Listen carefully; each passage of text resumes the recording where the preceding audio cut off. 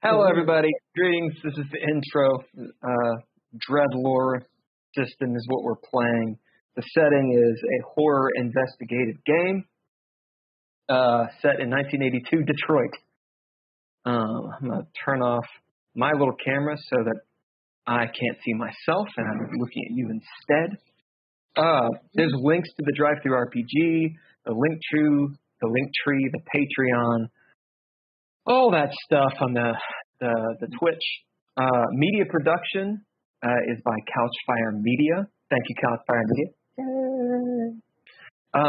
Who is our sponsor for tonight? Holker.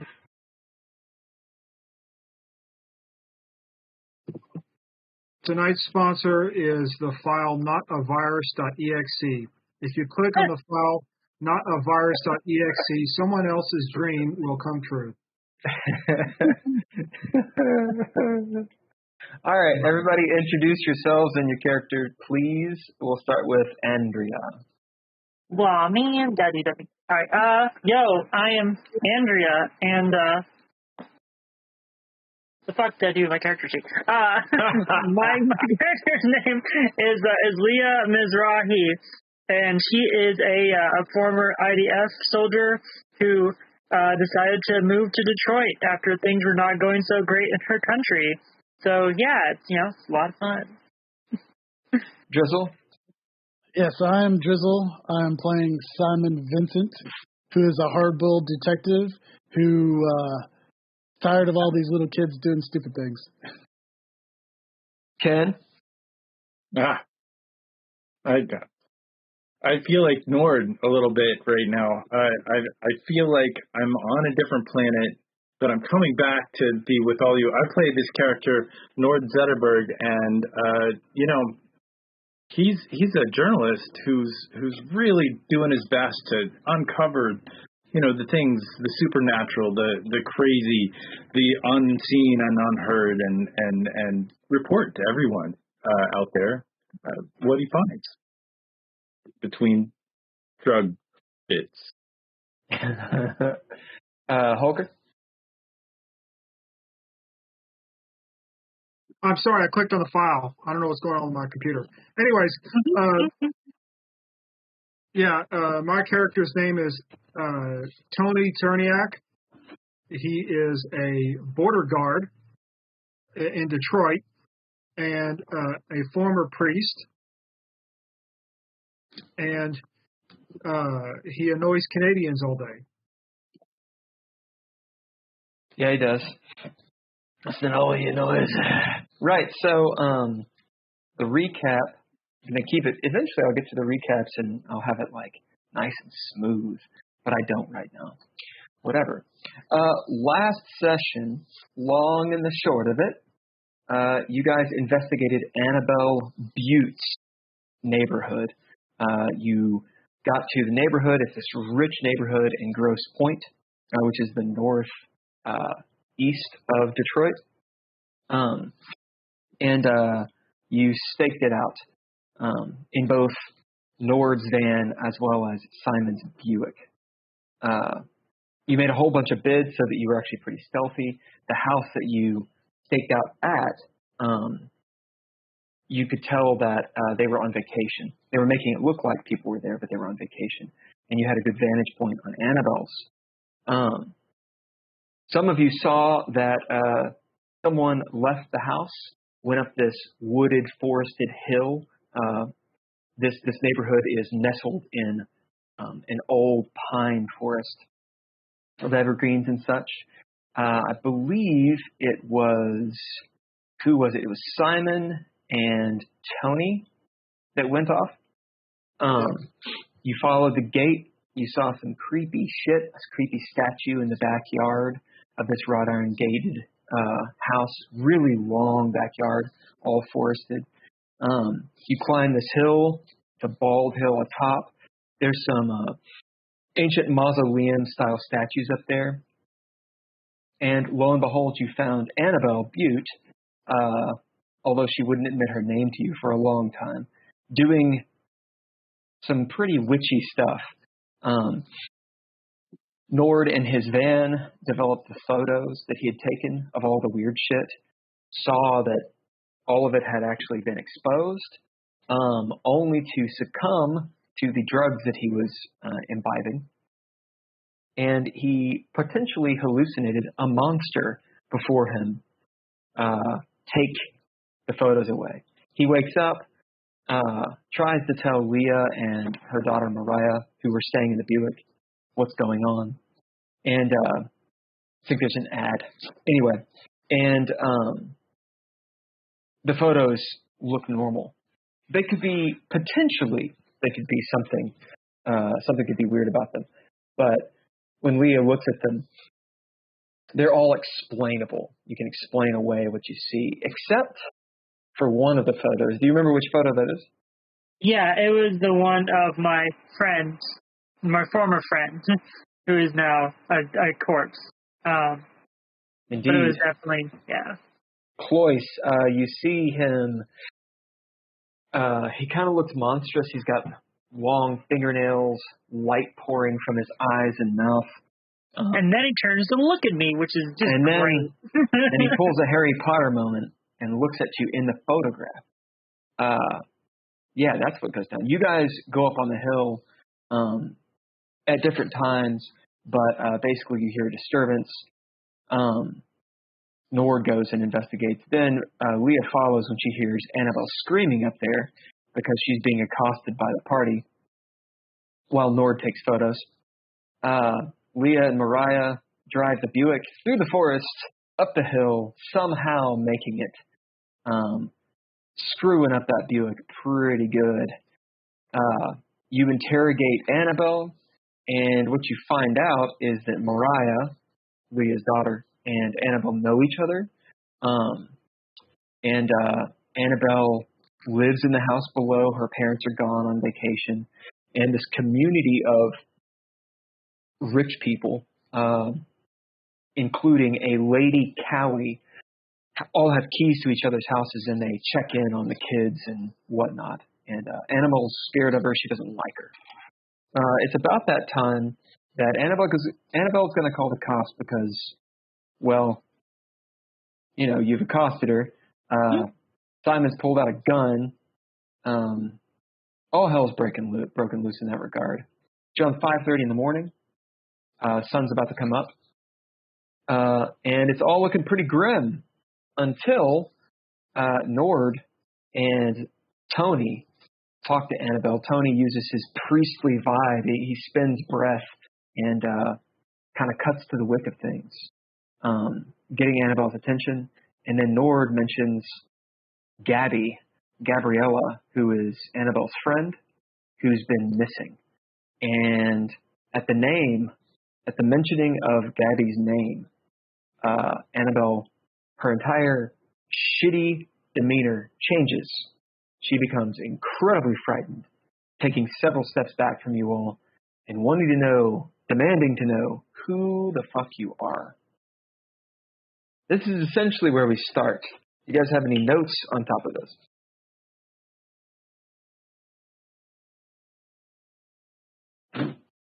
Good. I covered everything because I'm awesome at recaps. Do we have the map? Everybody has seen the map? Mm-hmm. And Ken, if you could post it on the thingamajig. It's on there. Where do you want to go? Just so that the chat can see it. Oh yeah, this new sexy map has been done. So we're up at Annabelle's address. You can see over to the right, there's Grosse Pointe and all those different bits and pieces. Right. Okay. Yeah, what do you all do? The action is on you. Annabelle is Stepping away, she's holding her hands up. She's covered in blood from this bird that she's eviscerated in this witchy ritual she was doing. She has fangs. She's all witched out in this robe and this hood that's pulled down. And she's backing away looking like a scared 16, 17-year-old waspy girl. It looks like she's about to make a break for it down the hill towards her house and screaming. Action is on you all. Can I recite something? Yeah. I would like to recite out loud. Calamity, disaster, the earth sinks, will happen again. The flood devours all. The demon awakens. What do you bid to do this? To change the fiction for your own benefit, or however you see fit. I don't think I have anything left. I feel like I'm out. I will bid my fate, which is justice. Yeah. For justice, because I'm concerned about Gabby. So you're just bidding it as a trait, right? You're not doing the actual mechanic of it. I don't know. I mean, I think that Annabelle's involved, and I want her to be on our side a little bit more, because right now she's kind of like I think she sees us as an enemy, and it's just like I want to show that we're, it's kind of weird for this 45-year-old to talk to a 15-year-old like that, but to bring us a little closer together to know, to let her know that we're a part of what she's going through. So you don't have to throw down on this. You bid your fate justice as a trait. As you recite the prophecy that was transcribed from the Red Writ.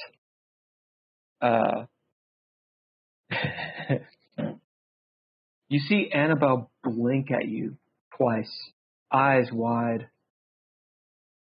And it becomes clear to you, Nord, she has no clue what you're talking about. That said, even when you bid and it utterly fails, it still changes the fiction. So failure still changes the fiction. As she gapes, and the fear is gone, as she just sort of slowly cocks her head, and you see that sneer appearing again, as she's becoming more herself. Somehow by you saying that to her, all prophetically, it's brought her out of whatever moment she was in. The action is still on all of you. Go ahead, Andrea. I'm going to put away my gun and look at her, and I'm going to bid burning, which is my focus. And I'm just going to be like, sorry we've come off the way we have, Annabelle. We were hired to protect you so you didn't go missing like Gabby did. We are trying to help find what happened to Gabby and also to prevent it from happening to you. Things got a little out of hand, I understand, but we are trying to help. Do you know something that happened to Gabby? Do you know anything about that could help us find her? Her head still cocked to the side. That haughty sneer is still there. You can gather that that's just her face. It's the resting, I'm richer than you face. Right. She's listening as you're saying this, as Nord has brought her out of her panic and you're talking sense. She looks back and forth over at Tony, and then you notice that she's pretty concerned as she looks over your shoulder, Nord, at Leah, who's standing next to the Buick, and her daughter Mariah is in there. Since you both bid, there's no throwdown on this. You succeeded in being able to talk to Annabelle, but you can tell that winning her over is going to take a lot more than just talking to her. She seems very concerned with Mariah as she looks over at Leah and then back to you, Simon. I don't know what happened to Gabby, okay? That's what I told the cops. That's what I told everyone. I don't know. I'm going to say, since you both did pretty powerful traits, burning, which is your focus, and Nord, your fate, justice, and based on the fact that you both have experience doing this kind of thing, especially you, Simon, she's lying. She does know more. But you can tell she's not going to tell you. I told everyone everything. I don't know what happened to her, okay? Well, we are just trying to help. Yeah, sure. Everyone's trying to help. Listen here, you little shit. I saw the book you've been giving my daughter. And I've seen what, and I can sort of gather what has been happening tonight. So don't give us the shit you don't know what's happening. Yeah, I don't have to talk to you as she looks at Simon. She looks away from Leah. She's not really talking at Leah. To you, I'm going home. She starts walking down the hill. Kind of like she's in trouble, but she's acting like she's not. Do you need protection? Are you okay? I mean, over her shoulder. Fuck you. Okay. I mean, do you want me to talk to Leah? We may get more information out of her if you let Mariah talk to her.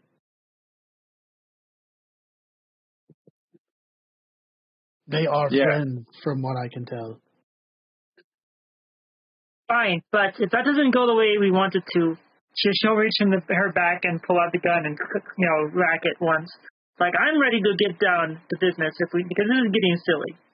At that point, Mariah, from inside the car, breaks her silence. Her arms are folded as she looks over at you, Leah, as only a teenage daughter or preteen daughter can to her mother. As she says, with the same kind of angsty fervor that you see in yourself and probably hate to see in her, or maybe not. She says, no wonder Dad stays away all the time. He'd never have gotten us into this. She says it loud enough for everyone to hear, too. Your dad works nights. That has nothing to do with why he stays away all the time. She goes, and you hear her chortle to herself. So she chuckles, but in a way that's not, there's no mirth in it. It's more like scoffing at you when you say that. If anyone wants, you can bid or throw down to pick up something about that.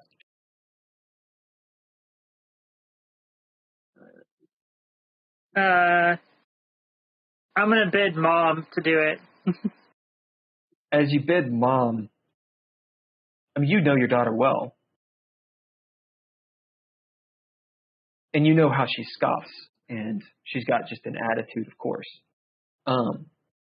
That said, it's one of the first moments that you realize that she's a person. Because, you're her mom, right? She's your child. But it's one of the few times that, and it's by no means the last time this is going to happen, where you realize she's an actual human being that knows things that maybe you don't. You realize there's something behind what she just said. She knows something that you don't know. She's keeping a secret. Since this is the 80s, you could probably slap it out of her. True. All right. Okay, little Miss Know-It-All. How about this? You think you can do better? Go get your friend up here and get her talking. She kind of looks over at you. What do you bid? Or I guess you did Mom. You did Mom. You got that. As she turns, fine, I will. She gets out of the car and kind of shuffles past you. She looks over at you all. She's not nearly as bitchy as Annabelle. She's kind of trying to be. And she goes, yeah, I'll go talk to her. And she goes down the hill after Annabelle. You guys are on the hill. And thank you, Leah, for letting her do that. Yeah, I don't. Yeah, well, we'll see how it goes. What y'all doing? If he does get kidnapped, I mean, we could get hired for this case as well. Should we follow? Should we keep an eye on her just in case? Like, she was sacrificing birds. That's pretty twisted stuff. I mean, or can Mariah like hold her own? Well, if one of you wants, go ahead, Tony. I think that's a good idea. You should probably at least follow her within eyesight. Watch her going down the hill from here. We can see basically down to the house, to the fence line from here, right? Yeah. Just stand up at the top of the hill and watch. Make sure that they're visible. I'm going to look at this podium and stuff over here.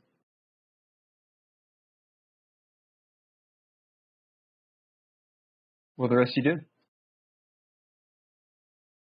I'll wait for my daughter to get back for now. Yep. Is the Buick still running? No, I would have turned it off after we got up to the top of the hill. Okay. After destroying it. Tony, what are you doing? I am.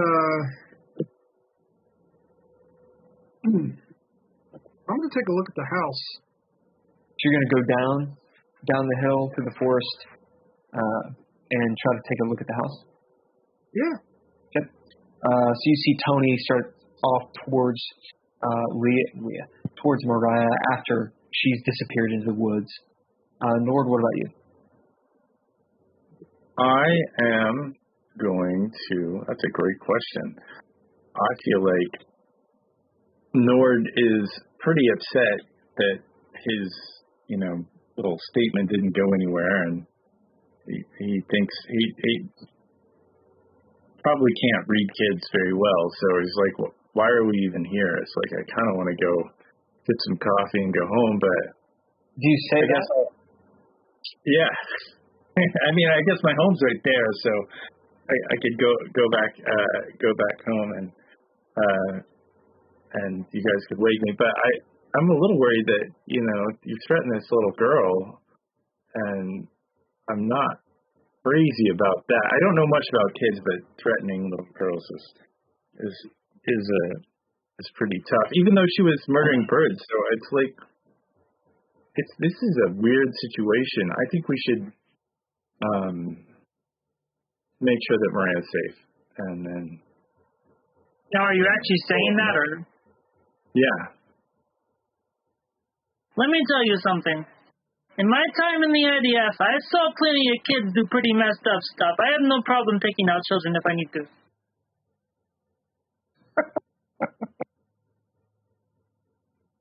Well. You let me know. You let me know when you see a child carrying a suicide bomb. Then we'll talk about children. I've seen that around the world, but I mean, Americans different. This is the 1980s, man. Kids are like safe. There's nothing. We're living in a safe community. This is like pretty blatant. Has a suicide bomb here. I think around. I haven't walked off of. I say Nord. I think we're pretty clear into the stranger danger territory at this point.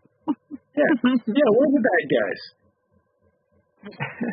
Took us all of 10 minutes to get offensive. Nice.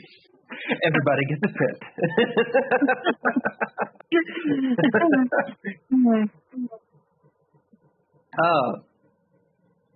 Simon, you go up to the monolith, this obelisk. It's got four sides. It looks like a miniature Washington monument. I'll describe the top of the hill again.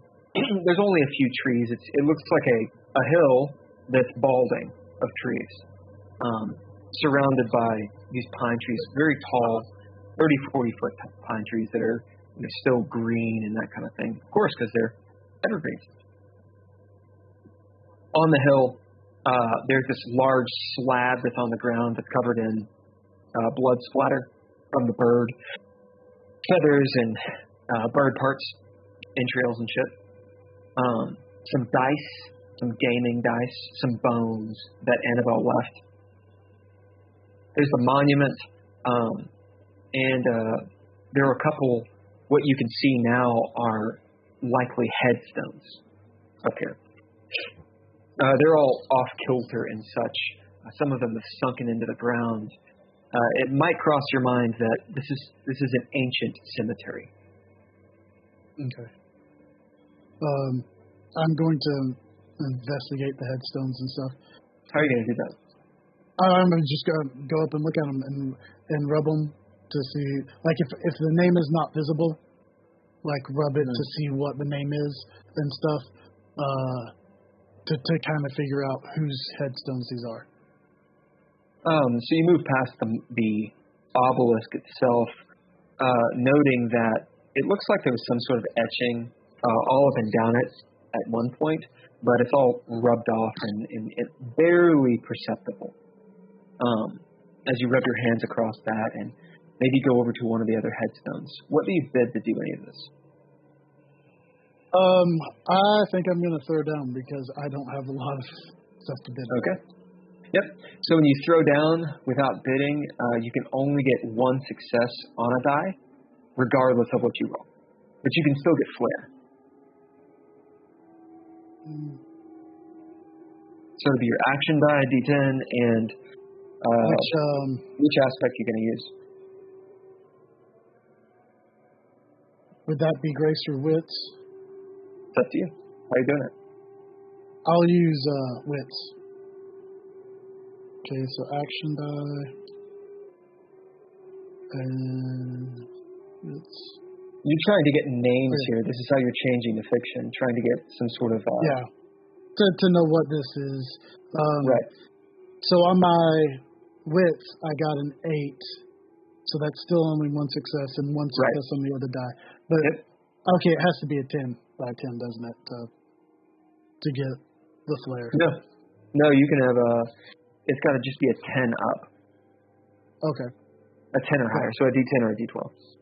Yeah, so technically I got only 2 successes. Are you going to do any ninja gear or abilities on this?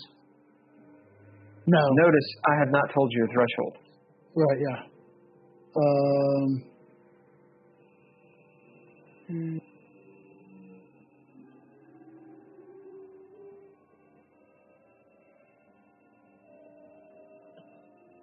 Yeah, I don't have... wait a second. I'll bid my trait concealable on my... It's on my revolver, but it's concealable makes sense. Yeah. So that's how many extra? Yep, so it's an extra die. So go ahead and roll that. That's a D6, right? Because it's got a trait on it. Yep. Okay. So that's 3 successes total. So the threshold that I had in mind was 2. So you beat it. You got a clean success. As you're moving around, looking at these ancient headstones. Ancient, you realize maybe they're not that old. 100 years, couple hundred years maybe. As you can just barely make out 19th century, so 18-something or another, one of a few of them. Most of them are pre-Civil War. A couple of them are late 18th century stuff, as you realize this is probably a cemetery that happened right around the time of the Revolutionary War, maybe a little prior, maybe a little bit after as they piled in. You find a few French names, and there's a couple Native American names. Mostly, it's nothing that's really of note, except for one.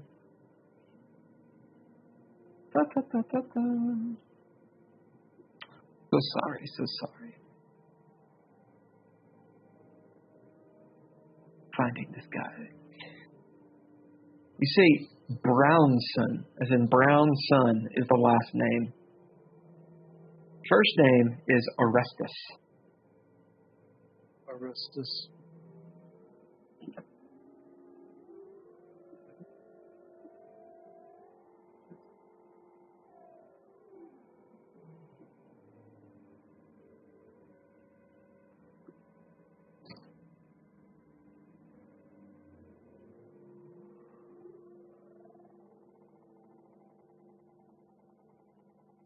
Yep, that's what you find. So you surmise this is an old cemetery. The earth is mushy, like very finely tilled soil here and there. Maybe even like as you go deeper, your feet kind of sink into the mud, or not the mud, into the grass and stuff. There's a smell here, like of humidity and just this tinge of death, of sweet decomposition. As you guys are on top of this bald hill, and in fact, Simon, you see this old sign, a few decades old. It's wooden. It's actually half sunken in to the earth and grown over. And as you wipe away the name, you see it's called Bald Hill Cemetery.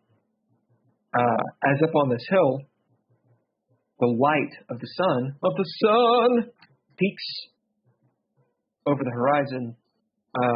You were already in twilight. The clouds were blood red. As the sun pops up, this brilliant sunrise washes over all of you, or all of you that are on top of the hill. So you have this weird scene where to the east, it's all sunlight, and you can see it reflecting off the lake and the river.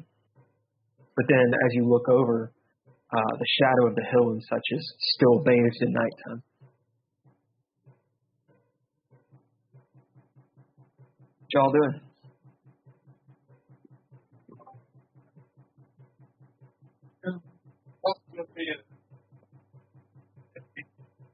Yeah, I'm still waiting for Mariah to get back. Yeah, she hasn't come back yet. And I guess And you're actually heading down there. yeah. Okay. Nord, are you kind of hanging out up here with Leah? I'm gonna keep an eye on Tony. Simon or Tony? I'm gonna follow him about the same distance that he's following them. Okay. Yep. So, Nord, you take off down the hill after Tony. Leah, you're seeing all of this. Can I still see Mariah? No. Oh, okay. No, she goes down into the woods. Here and there, you see her peeking out, her form peeking out of the brush and overgrowth. But I'm definitely going to be keeping a close eye on her as as best I can as she's going. Okay. Tony, you follow Mariah. She's got a pretty good head start on you. As she gets out of your sight and you're trouncing down the hill, you hear the gate creak and close out ahead of you. A few minutes later, you get to this massive wrought iron gate or fence with the gate on it. You note that the the gate itself, this back door, is not locked. And before you is this heavily wooded, long backyard, which from this vantage point, Tony, you actually can't see the house. There's so many trees and such. You can make out a small, a thin, rectangular pool of water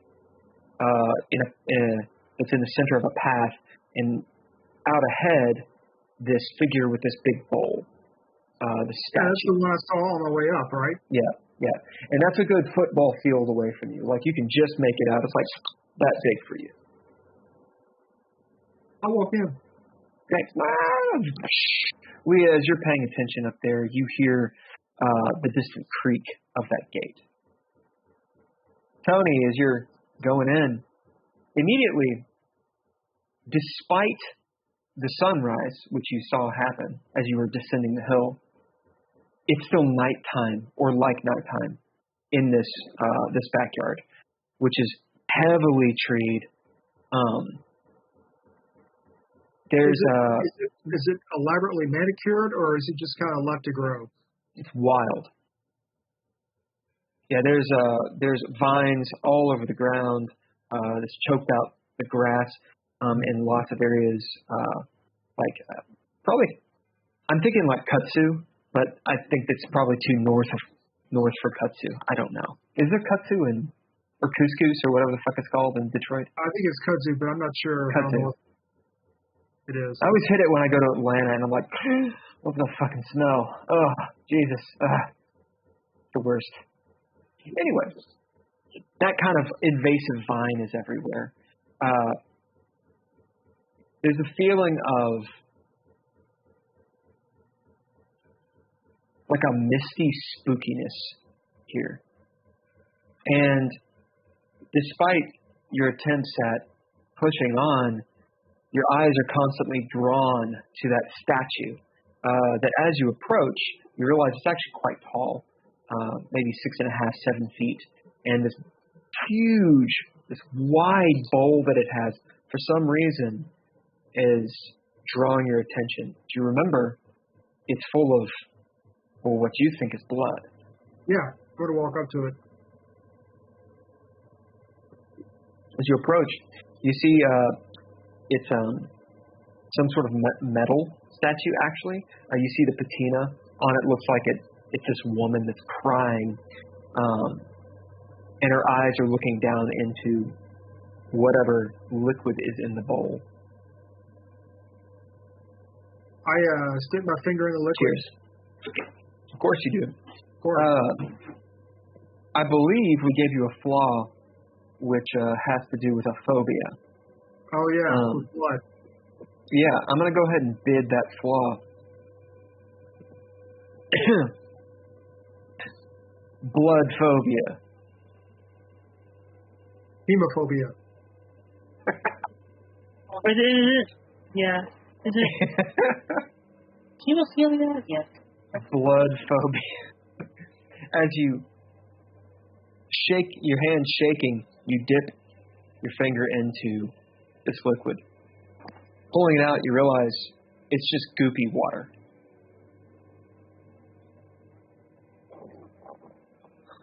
So I'm gonna take a minute to compose myself because it's not blood.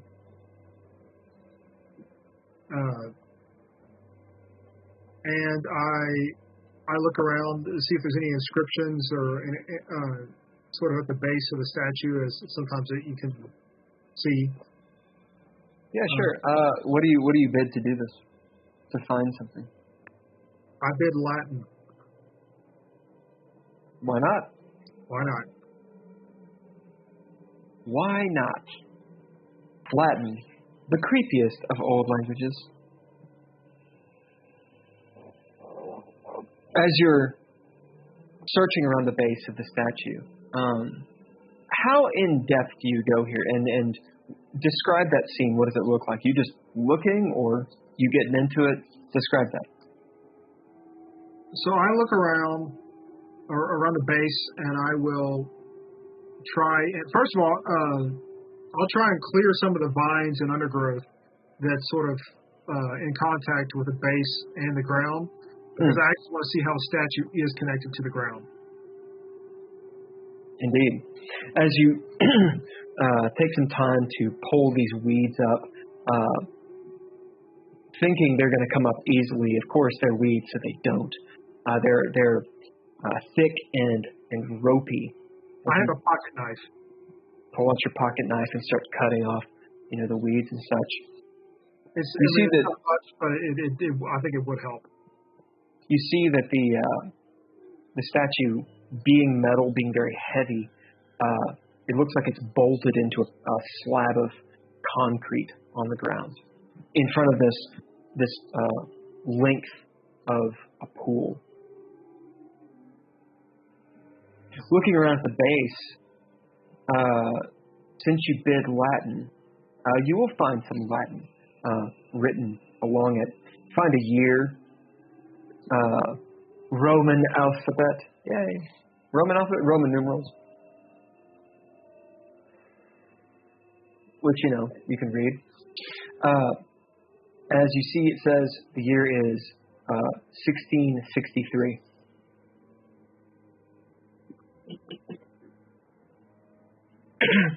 As you're looking around, trying to find something else that was maybe like a sculptor's name, anything that might give you a clue as to what this is.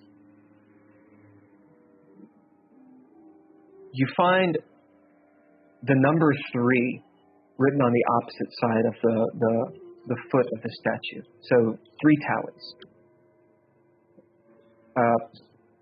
That's it. That's it?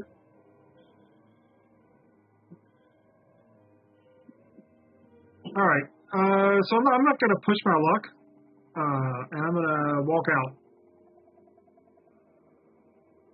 Unless there's any other statues or whatnot. There's the length of pool, and then the path continues. It's a thin path of concrete, and then you see that what looks like there are these sort of like roundabout wider spots that go deeper into this woods, and then just barely, now that you're at the statue, you can see the lights from the house deeper in.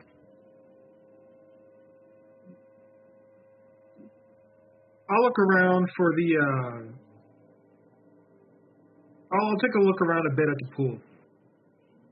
Yeah. In front of the statue, this pool is about 3 feet wide.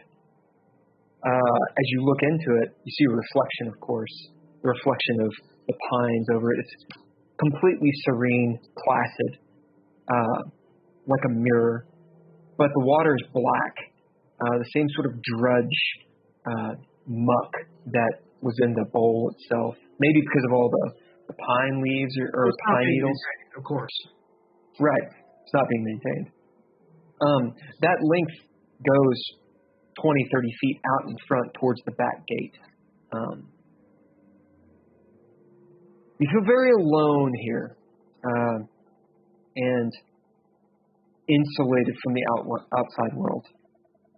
And there's a feeling, perhaps, that the statue is looking at you, regarding you, observing you somehow.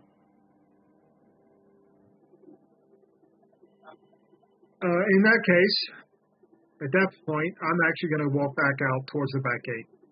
As you start towards the back gate, taking a couple steps, you hear the splash of water behind you.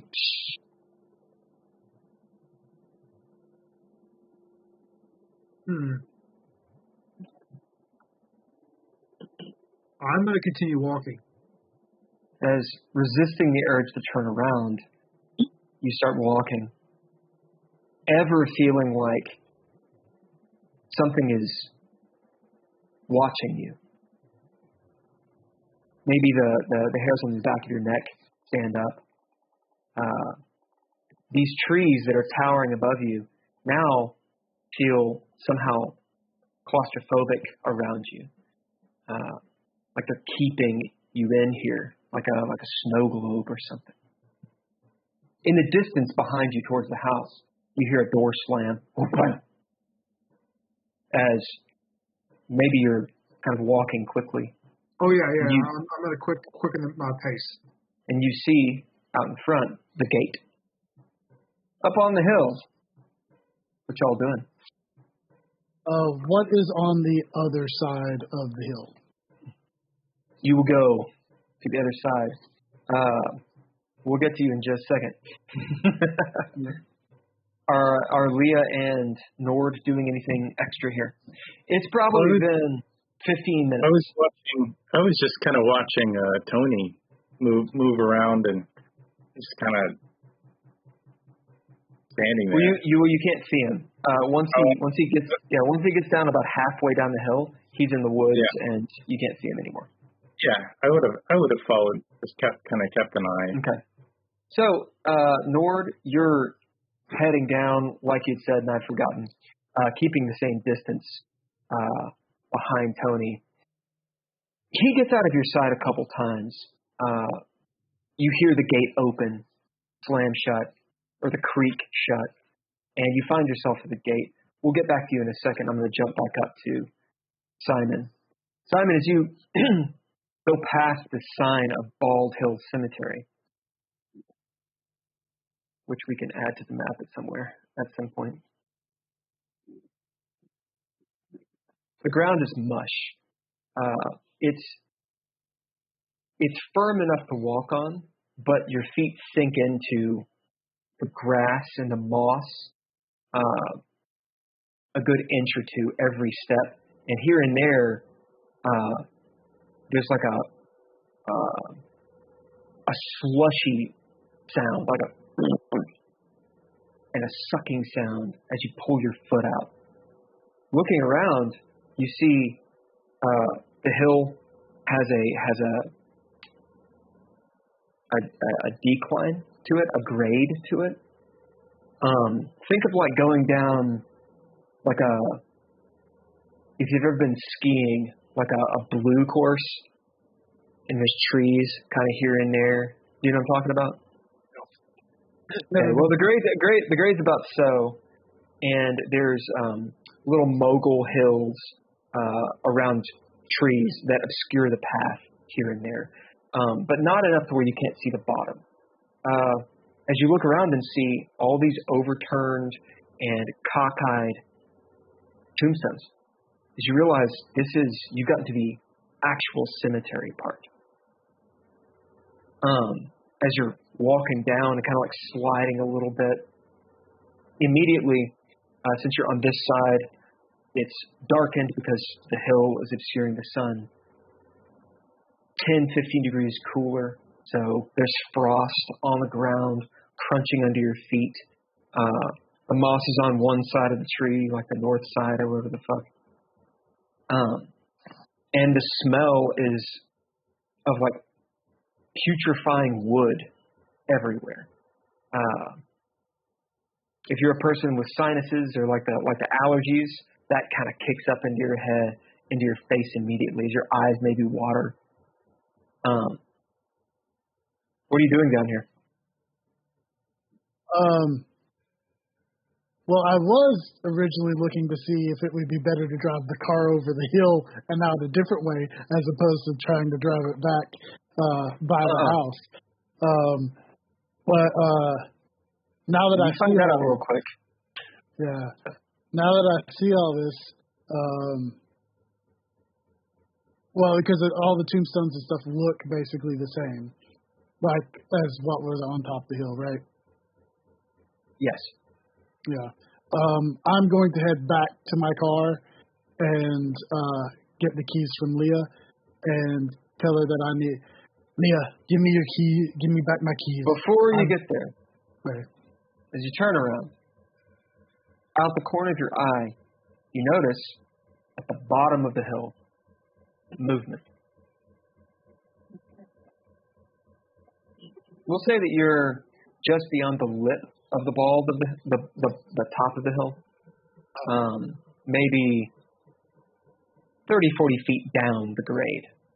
Kind of standing there with like Captain Morgan with one foot up on like a rock As you're turning here, the mud makes it difficult to actually get back up. You can do it, but you slide. At the corner of your eye, just as you turn, you saw some sort of movement. The reptilian part of your brain might think that it was some sort of like an animal. Okay. If I'm thinking it's just an animal, I'm going to continue up the hill back towards my car.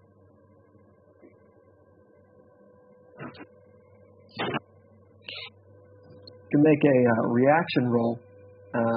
Be an action die, and your grace or your bronze.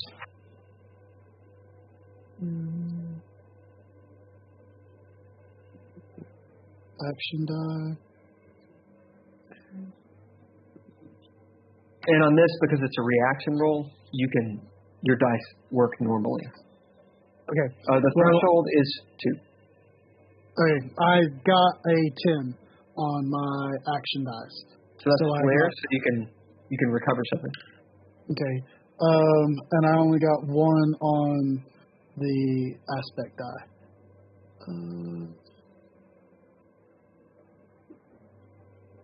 So, is there something? Lord Gotham says, "You're not alone." I think you Tony. Can I bid Armor of the Heart? You can activate it.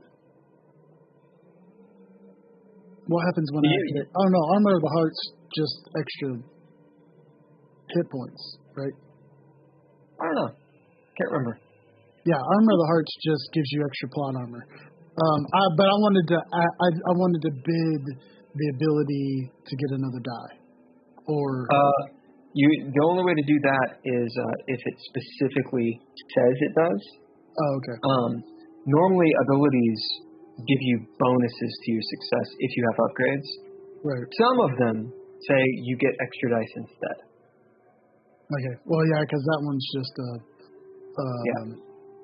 that just gives you more plot armor. Ninja Gear could give you extra dice.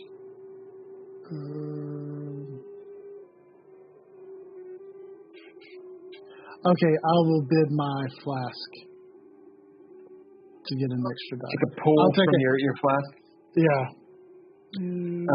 As you saw something move behind you, maybe you take a little nip. Yeah. And that makes it 3 successes. Okay.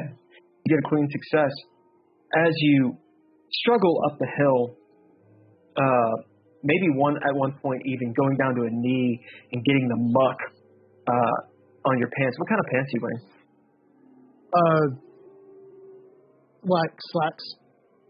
As it's one of those situations where you feel the moisture just immediately soak into your pants and just go down your leg cold. Maybe even curse under your breath as you claw a little bit to push yourself back up. Just as you do, you hear a thud where you were. As you turn, do you turn? Yeah.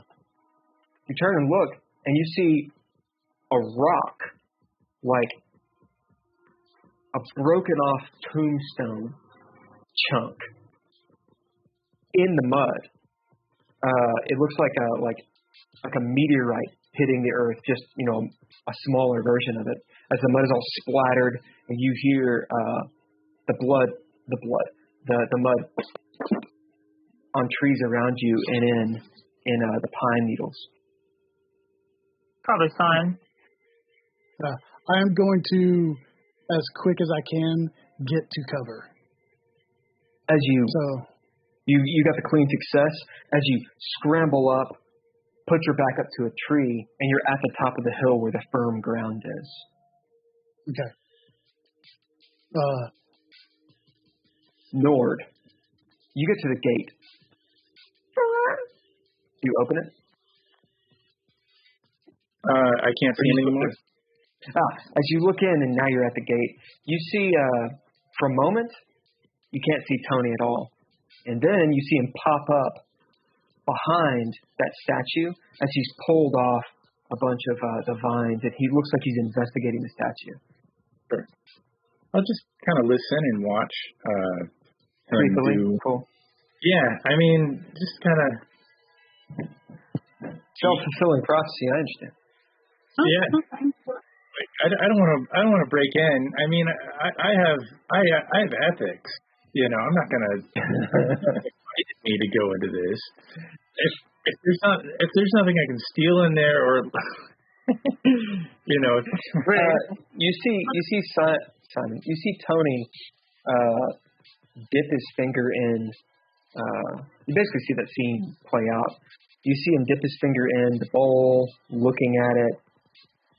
He looks in the water, in that little trough that extends towards you. Looks like he kind of gets a little freaked out, turns and starts walking this way. Yeah. Nord, you can bid or throw down to notice something. Yeah, I'm definitely paying attention. So I would like to. I don't know if I can bid anything. Down at this point,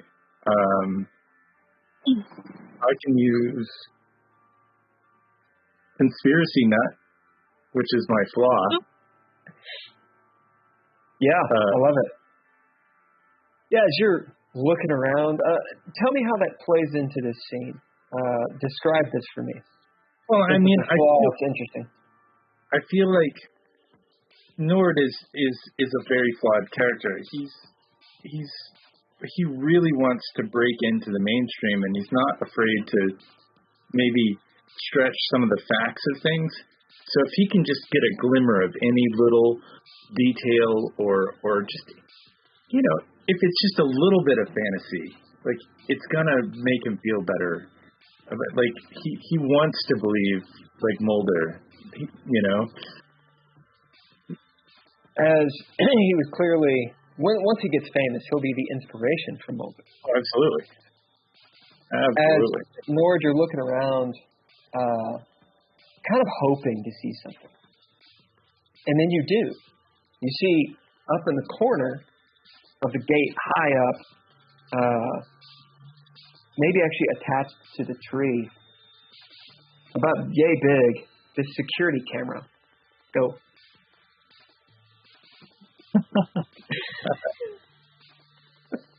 I'll wave to it. As you can tell, it's automated. And it's like, you know, the old school camera, like moving around on a little arm. Okay.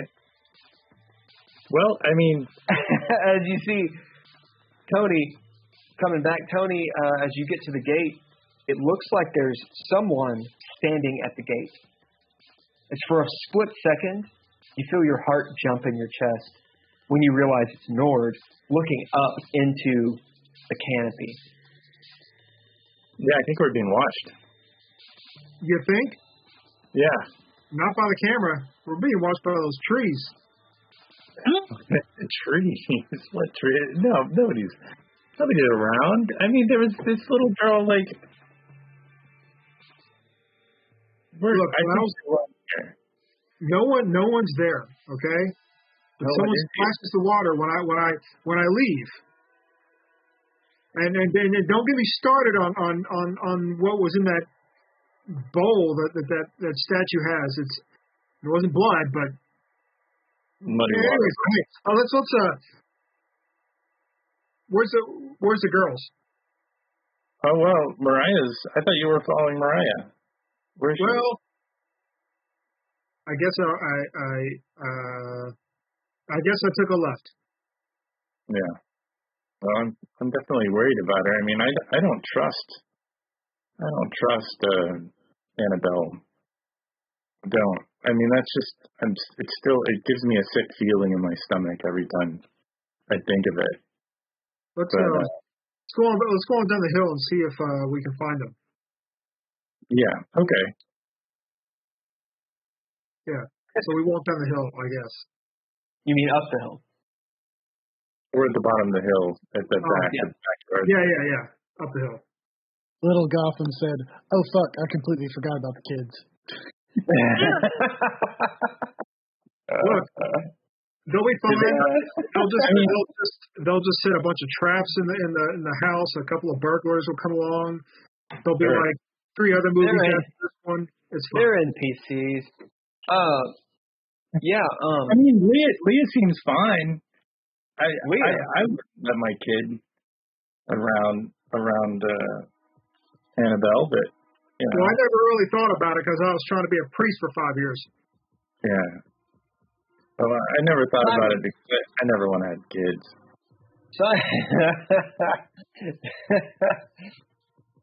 Lil Gotham says, "Yeah, we've all seen what happens to NPCs." Simon, you're up top, hiding behind a tree on top of the hill. You see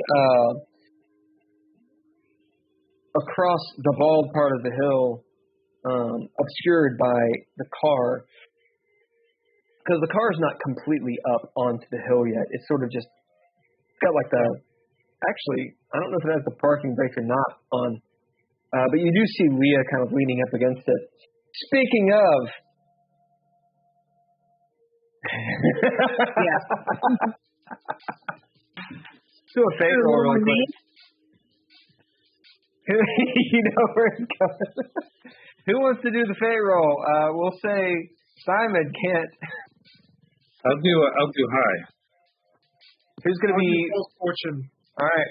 So here are the stakes. Fortune. Leah remembered to put the parking brake on. Oh, False fortune. False fortune. Well, she didn't.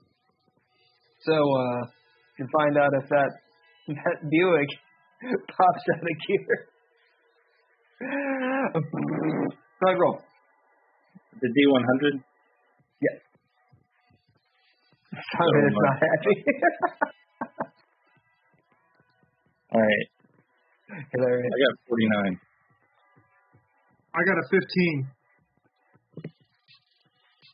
As Simon, you're looking, and this all runs through your mind. If she didn't put on the parking brake, you can just see, almost like, you can see the Buick like, disappear over the hill.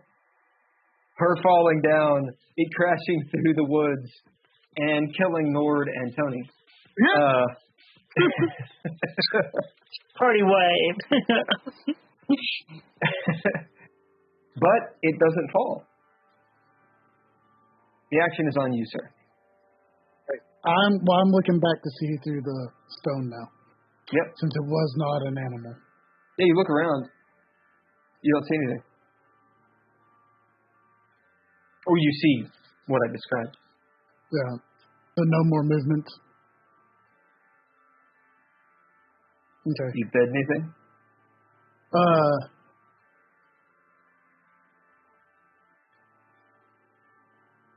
I will pull out my gun and big gunplay. Yeah. Because that's one of my gifts or whatnot. So that way I'm sitting there watching for movement to see if somebody tries to attack me again. As you pull out your gun, bidding gunplay, since it's the 80s, you have to be holding it like this, right? Yeah. Even though that's not how you should do it, but you do it anyway. Yeah. Up against the tree, and you're looking here and there, being very careful.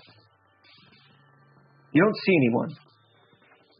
There's a beat of silence. And then, distant, probably all the way down on the ground, you hear soft footfalls running away. Okay. I'm going to head back to the Buick then, and because it's too far away for me to do anything. So I'll head back to the Buick and proceed to try and get it out of here. As disclosure, because you bid something, you detected what that was. Right. As you move back, Leah, you see Simon coming back, looking... How do you look, Simon?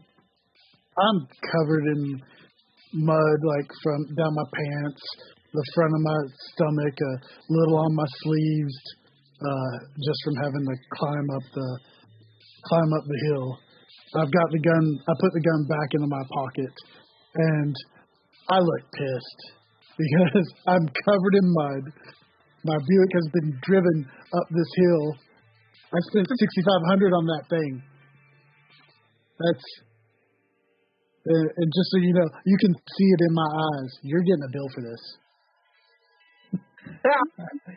Nord and Tony, are you coming up the hill, or are you staying down there? I think we're on the way. Yeah, we kind of failed at our duty in protecting Mariah, so.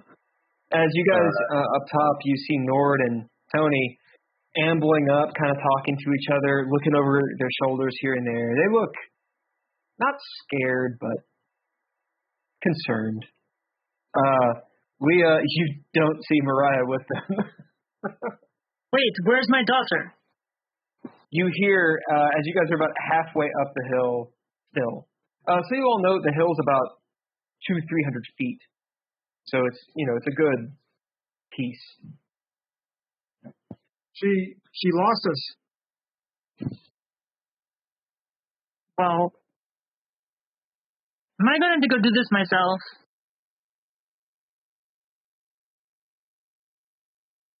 Probably. Okay. Probably. I mean, I think children are just like innately evil. So, Wait a minute. You were just telling me 2 minutes ago that we shouldn't be hurting children, but now they're innately evil. Come on. Innately evil adults. Definitely, but, that's why I don't have kids. Because I'm not good with kids. I mean, clearly, we were having a conversation earlier, and I was terrible at it, and I would probably, don't blame her for, getting weirded out, running off. I mean, I don't know what to do with children. They should be somewhere else. Put them in boarding schools. That's what I'm not worried. I'm not worried about Mariah because Mariah's not a bird. Yeah. I mean, what about what? That's. I'd be worried about her with Annabelle if she was a bird, but she's not a bird. So. All right, I'm going to go find her, I guess. It's full-on morning by this point. The sky, the colors have started dying down. It's going into, the blues. Those of you that are actually on top of the hill, you can see out to the west. It looks like the beginnings of storm clouds. Probably in the next few hours, it's going to do the ripping and the tearing. As Leah, you start trouncing down the hill. What are the rest of you doing?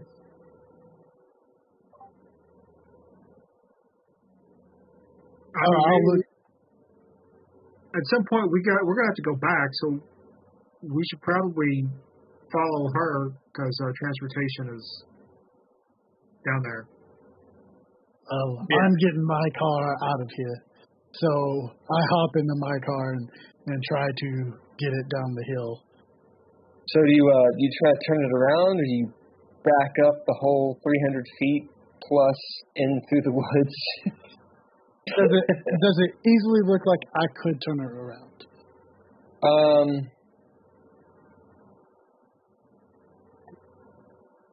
If it looks like I could turn it around, I would.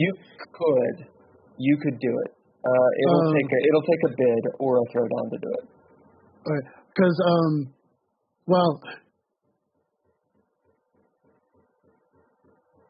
I'm going to bid. I want to do this, but it's going to hurt me. I want to bid my flaw stubborn that I get my car down the hill. Yeah, as you go on. Help him? Sorry. Yeah, you can aid him. Yeah, I'll use my flashlight. I see him struggling, and I'll turn the flashlight on and point it down the road. Okay. As you are you bidding your flashlight to do this? You have to bid. Okay. So what you do is you give Simon one of your aspect dice. So which aspect are you aiding him with? I'll give him my mind. Which is what? It's a D10. Okay, so you get a D10 on this throwdown. So action die, you're bidding stubborn. Which aspect are you going to use?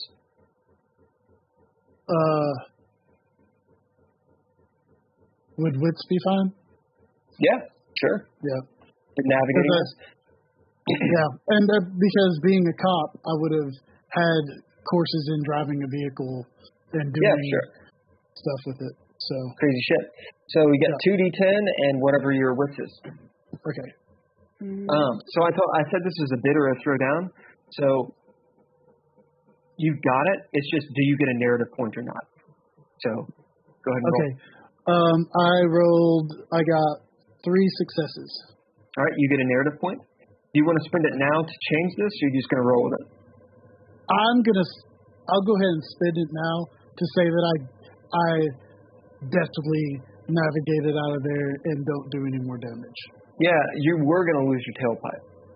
Okay. As you all see this scene, does anyone jump in the car with him, or are you all walking, or what? I'm just going to walk in front of him. All right.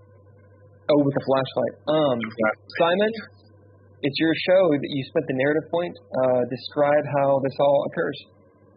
Well, you see Simon start to back up, and he's backing up, and he backs up probably about 10, 15 feet, and there's a clearing just big enough for the Buick to fit in, and you see him back it in 3-point turnstile like you're supposed to. And then he gets it facing the right way, and he does not go the exact same way Leah did, because like some parts are okay, but then he'll get to a part and he's like, nope, and we'll go the off, like out a little bit to get back because it's a safer way.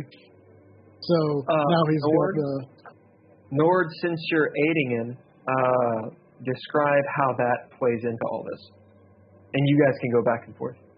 Sure. When he's backing up, you know, you can't really. They don't have lights on the back of these old '70s cars, so I'm just sort of walking by him, and maybe I'm saying a little small talk, talking to him through the window about, where'd you get this car? And how do you find it? I mean, this thing is so generic. Oh, that's the point. You don't want to have a descript car. You want people to think that you're just everyone else. Oh. One of them Monday morning cars. Yep. I want to be able to drive into traffic and people lose me quickly. Well, he seems pretty adept at it, so what did you spend? $1,000 on this thing? Or was it, you get a deal for what, 800? No, I bought it used. It was $6,500. When was the last time you bought a vehicle? It's the 80s, man. A new one's $9,000. Not $65. Oh, I googled it. The new one was $9,000. Was it? Okay. In the 80s, yep. Yeah. Early 80s, man. I've got a Deal or No Deal board game. It was like a Dealer's Choice is what it's called, and I think it was 70s, and the cars in this board game were like $800. That's awesome. So he probably could have got it financed at 40% interest. Sure. As you guys make it through the woods, it takes you a good 10, 15 minutes to do this. As you're coming out onto the road, a good clunk, clunk, clunk, clunks. But your wheels don't go. Your car is in order. Simon, you haven't really given the car a once over to see what damage has been done to it, but it's still running. As you get out to the street, and it is bloody morning, like totally daylight at this point. Sun in the air, people walking their dogs and shit, going around. Or I should say, they have people to walk their dogs because it's a rich neighborhood. As the Buick with Nord out front of the flashlight.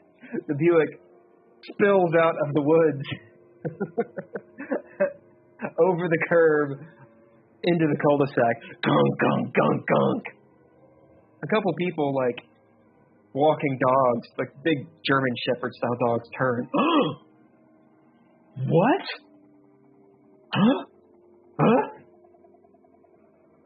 As they just gaping and gawk at you.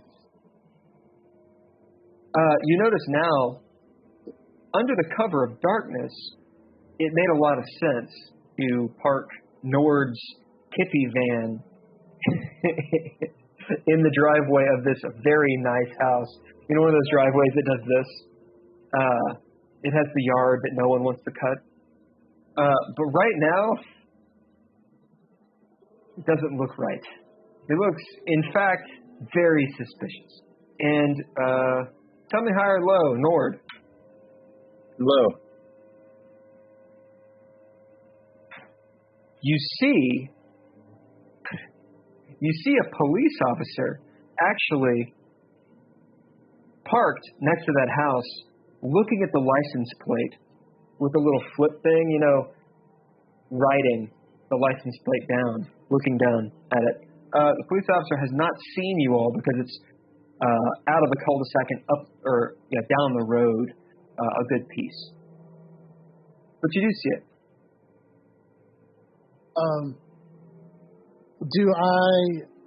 Can I see the police officer? Oh yeah. You see Nord stop and go rigid and like turn off his flashlight. Can I well, I mean, do I recognize the police officer? Oh, that'd be a bid. And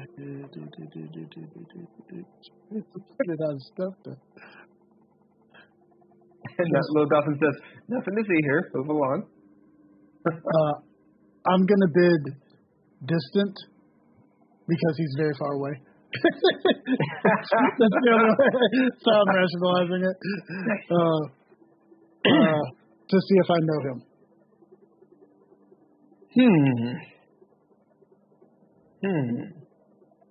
Well, I'm going to say to see if I know him and see if he's friends with Idaway. Right. Okay, so this would be a throwdown. So as written, you do not know him, and in fact, he is an antagonist. If you get a clean success on this, that's not the case. This is a normal cop that has a connection to Idaway. Doesn't know you, but has a connection to Idaway.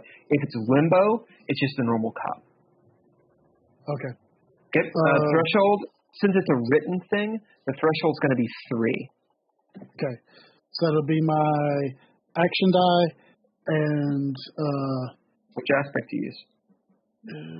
And Nord, you can aid him, although you cannot aid him with your mind because you've already given him your mind back.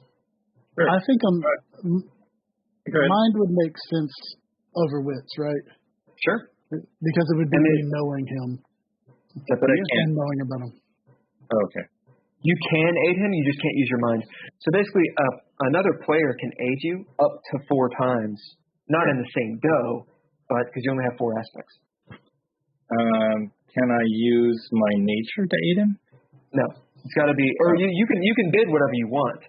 Sure. It makes sense. And then you give him one of your aspects. Sure. Okay, like my wits. Yeah, what is your nature?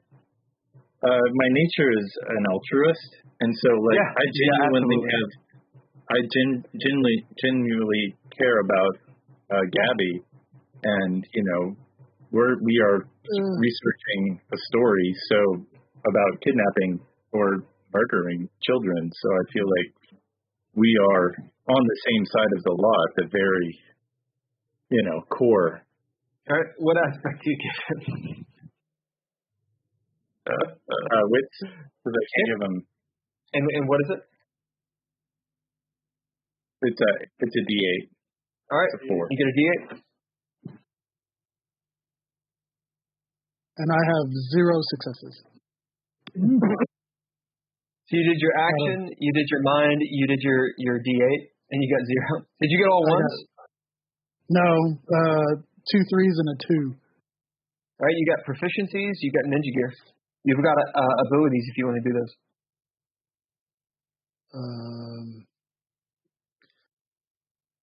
And can I give him my talent of when plans go awry? No. Okay. I'm going to bid the trait on my flask confident. So that would be a D6. Okay. That's a success. Good. That's better than none. And then I'm going to use my expression. Can I use expression as a proficiency? Yeah. Sure. Okay. In this situation, and I'll re-roll the D10, which is another success. So that puts me at 2. You're at 2. So you're 1 below limbo. Which is up to the arbiter to decide what each of those degrees means. But the idea is, if you miss it by 3, that's a lot worse. That's almost critically failing. Missing it by 1, you're just failing. And I guess I'm gonna bid my lockpick. Can I? The look says I cannot bid my lockpick. You tell me. How does it work? I don't have anything else to. If you can make it convincing, then it's fine.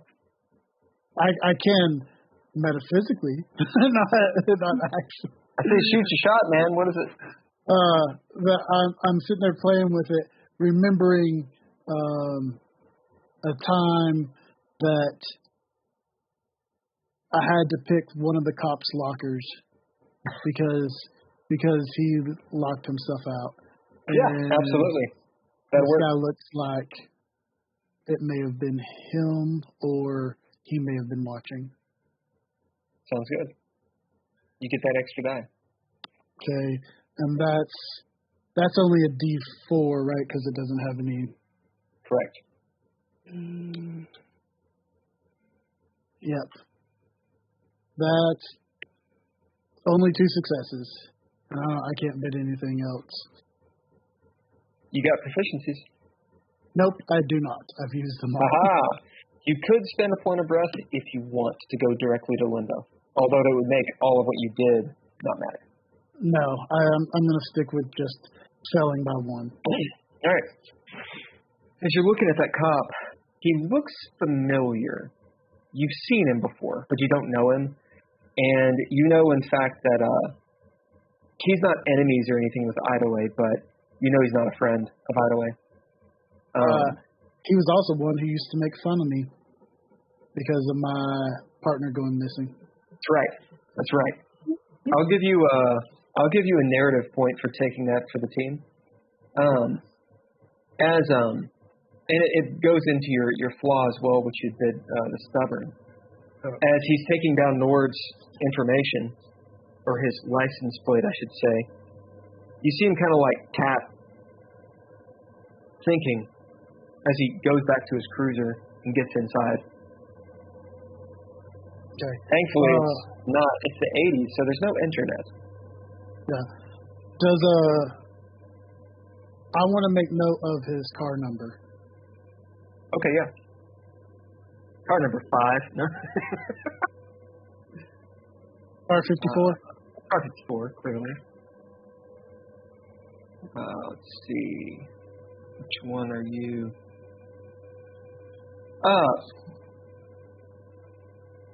You see this man, he's pretty tall, looks like he's in his 30s. Cop regalia. From the early 80s, so it's like all tight. He's African American and close cropped hair. He's got a look on his face where he frowns a lot, and you notice that he has on these gloves. In particular, they're like these driving gloves, but they're blue, like this kind of royal blue. And his car number. Didn't think about his car number. His car number will be number 54. Yeah, where are you? That's right. Yep.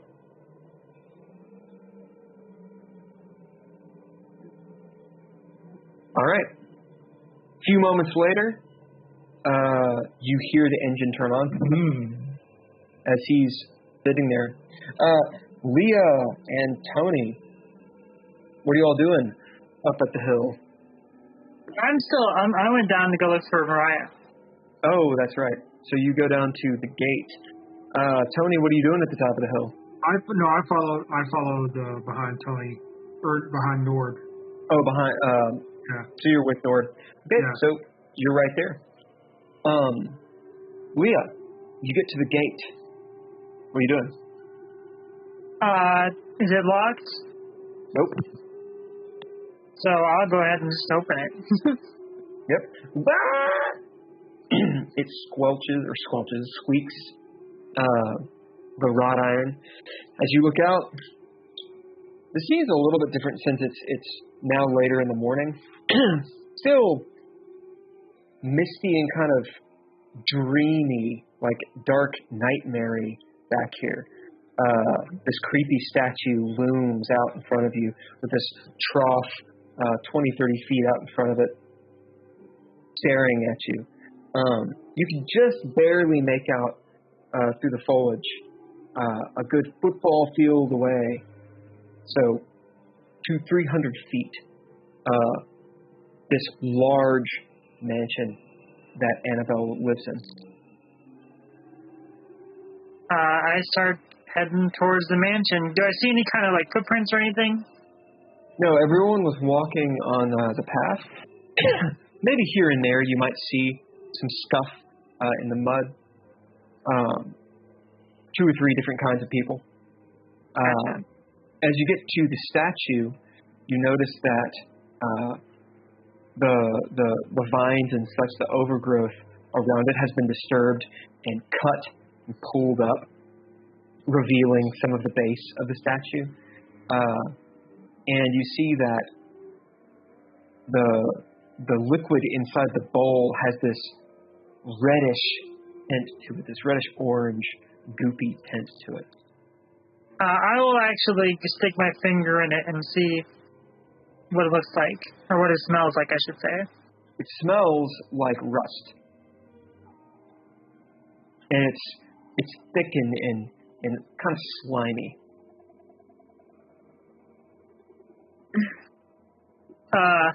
So I'll also go ahead and just sort of, lick it like a tiny bit off my finger.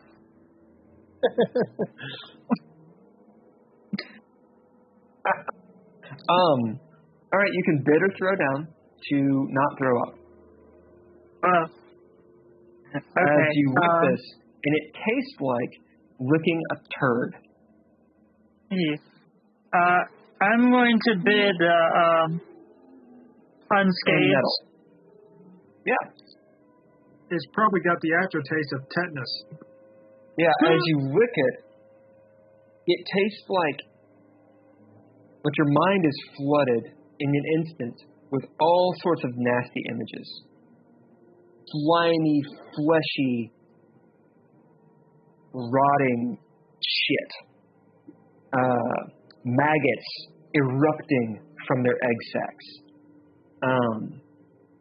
Just throwing up everywhere. The horror of war and decay. And you hear in your mind a thunder, a groan, and a word spoken in a language you've never heard, as it immediately causes you to sweat everywhere. As you sort of shudder and stammer back, looking at your finger, you see it's just this normal water, but it's got this goop and this decay of like the pine needles and rust from the metal. Okay. Interesting. Well, at that point, I will sort of, shake my head and start heading up towards the house. Do you take note of the word? Yeah, I will.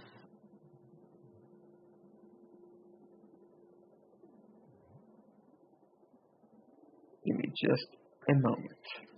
Okay.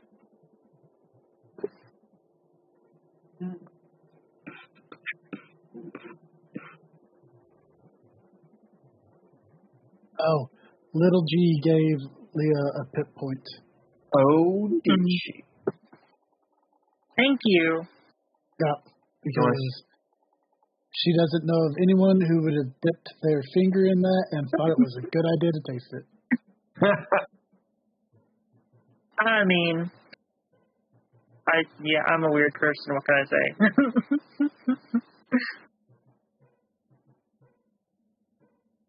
The word you hear. So here's how this mechanic works. Mm-hmm. You would bid what to keep yourself from throwing up? Unscathed. We're going to have you throw down for a sanity roll. Okay. You will, either way, you will remember the word since you chose to do it. But Gotcha. remembering it means you get a sanity roll. Here's the word. The word is, it's two words. It's Malhela Revulo, which I will type in the chat.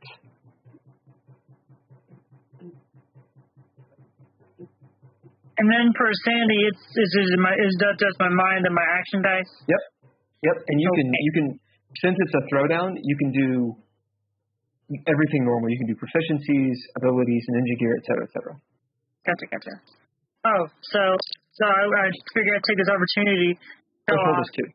A new thing I'm working on. Ooh, what is it? The mini roll scroll.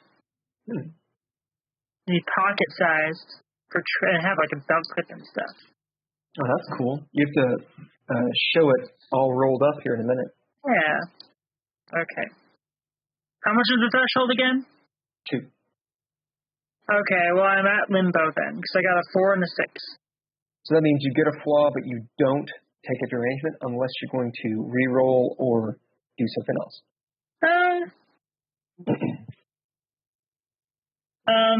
No, I won't go ahead. I'll just take the flaw. As you hear this language spoken, somehow you know it is the same language as the Red Writ. It thunders in your mind, makes you uneasy in your dun chi, like deep down in the core. You know you're going to have nightmares about it. But you remember it. Malhela Revulo. As time for a moment stands still / speeds up, it's wet. And for when you come out of this daze, you're actually not entirely sure how long you've been standing there. Put down that you get a flaw, and you can decide what it is dealing with this. You can do it now, you can do it later. It's up to you. Just make a note. I'll go ahead and do it now and just let you know. I'm going to call it disjointed. Sure. Yeah. As you feel disjointed, kind of stammering back. Out on the street, what are you all doing? So the cop's driving away, right? Nope. He's still in his car. He Wow. turned his car on there. Is he facing away or facing towards us? Tell me high or low. Low. Which one do you want? I want him to be facing away. It is low. He's facing away. Okay. We need to get Maria and Leia and probably get out of here quickly.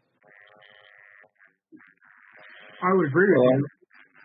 In agreement as well. But I could probably. You're a border guard. Why don't you go and distract him and get him to look the other way? I'll drive around the block, and we'll just meet one block over when he's not looking. Is that crazy? A problem. No. I mean, it's not like he's not like arrested me or anything. If he comes after me, I'll stop, and I don't have anything in the car probably that free country, guys. I mean, you can park places and go places. You know, it's not like I'll tell you what. I haven't dealt with cops before. I got an idea. Listen. Nord. You are now from Toronto. I don't like what's in the back of your van. And I'm going to escort you back. But what if I run into him like later on, like tomorrow? And then he's gonna be suspicious of me forever. Like, I just got this van, man. It's not like he can deport you. You're actually American. Don't worry about it. I mean, I got papers for it and everything. It's not like he's gonna, take it. I mean, I did a pretty good job of.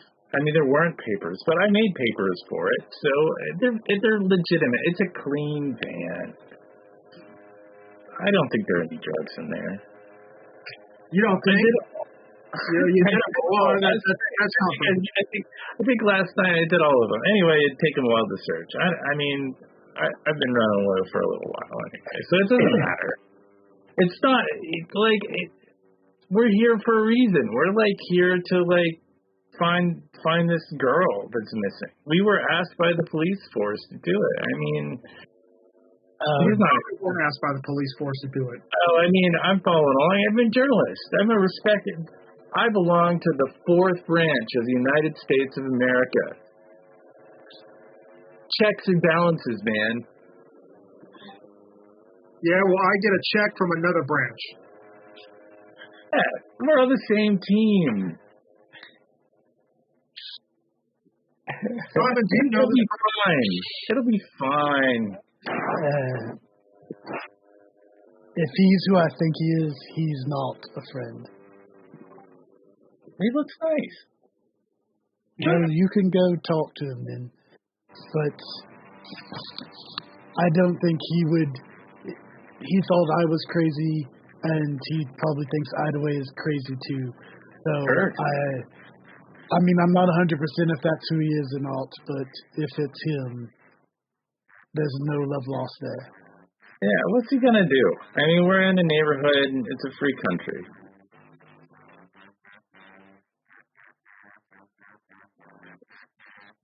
Who's pressing charges? As you guys have your Buick just sitting on the side of the road in a cul-de-sac, it's all beaten up. Nord and Tony, you're standing outside next to the Buick. By the grace of the powers that be, this cop has not turned around to look. The people that have walked their dogs have now gone on.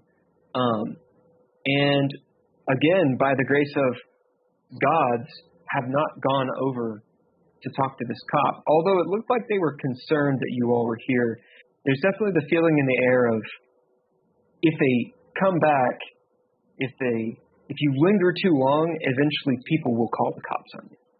Because you're just too out of place in this super upscale neighborhood that has security cameras all over the place. That said, we move back to Leah. As you come out of your disjointed trance, what are you doing?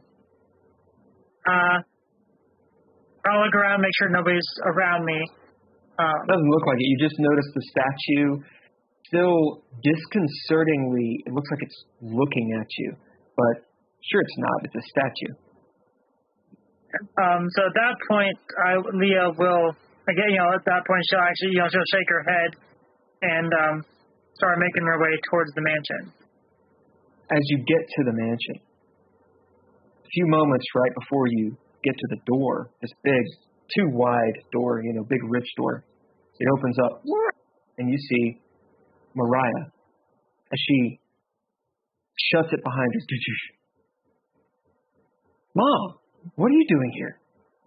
Well, you were taking forever, and I don't see your friend behind you, so I'm guessing it didn't go well? Fine. I mean, we just had to clean up, and I ate something. We were waiting for you, and you guys decided to dilly-dally. What? I didn't drive us on top of the hill. Well, did you at least learn anything useful? Annabelle doesn't know anything, okay? Yeah, sure. And I'm from Detroit, born and raised. You see her just kind of cock her head. Look, she was friends with Gabby, and she probably just wants to protect her. Well, if she's missing, Mariah. It's not like she can protect her when her friend's nowhere to be found. You see Mariah just kind of like look around like she doesn't know what to say or do. Unless you're implying that maybe she's not so missing. She eye shifts. What do you mean? I mean, do you know maybe perhaps that she just ran away from home? Or maybe ran somewhere in particular? Where you been? Mariah doesn't tell you shit. I'm gonna bid soldier. I've interrogated people before. What? How do you do this? I'm gonna do my pencil. Shit.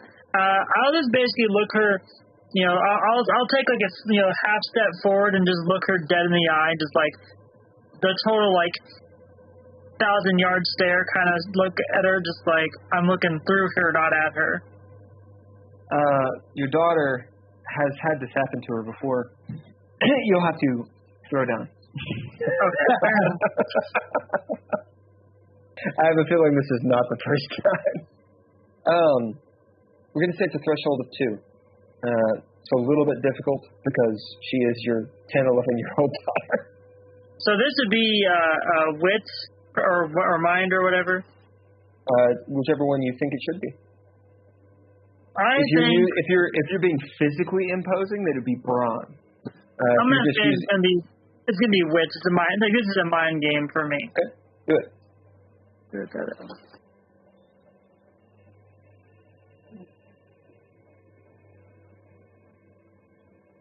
Nice. I got 3.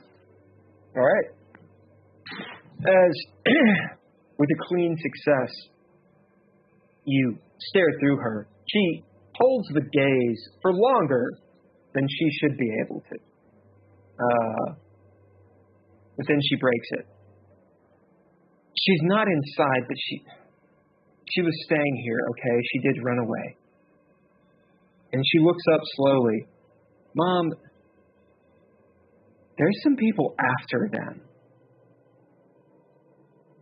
Well, all the more reason we need to figure all this out. Because it sounds like this is part of something bigger than even maybe your friend knows about. As her gaze shifts a little bit, you can tell you're probably right about that. As in they're both scared, and Mariah is likely not directly a part of it. Don't forget, we've had an awful lot of weird things going on to ourselves tonight. Or I guess yesterday, technically now, but... Mariah looks up at you. I guess. I mean, my supposedly dead friend came back twice after being put down. Well, dying once and then being put down another time. You see her kind of hurt. She shifts her weight and just sort of frowns at you.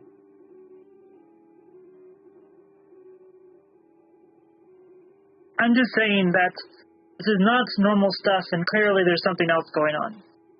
Are you okay? I mean, as okay as one can be after having to watch your friend die and then having to shoot him. So she arcs an eyebrow. You shot someone? Oh, right. You were asleep. Yes, he came back to life, for lack of a better way to put it, and he was attacking one of the people in our house. You shot someone in our house? Yes. She just sort of searches. Okay. I did what I needed to do to protect somebody. He was not human anymore. You should have seen the look in his eyes. What are you saying? I'm saying that, well, okay. Remember when the bus disappeared out from under our feet? No. What do you mean, no? You were right there. Mom, we got off the bus. No, we didn't. She kind of shifts back a little bit away from you. You're sounding like the rest of them. The rest of who? She kind of clams up a little bit, but you got a clean success to kind of open her up. The rest of the parents, they talk kind of like you are talking right now. What do you mean? You mean just about weird stuff. Annabelle's parents? Well, yeah. I mean, I don't really know them. She's stayed over here for a couple sleepovers, maybe. Yeah. So, wait, They're are you weird. saying that this is something that her parents are doing, not just her? I don't know. I don't talk to grown-ups, but they're old. You know they're like 35. Shit. Okay. Are they, do you know when they're going to be back?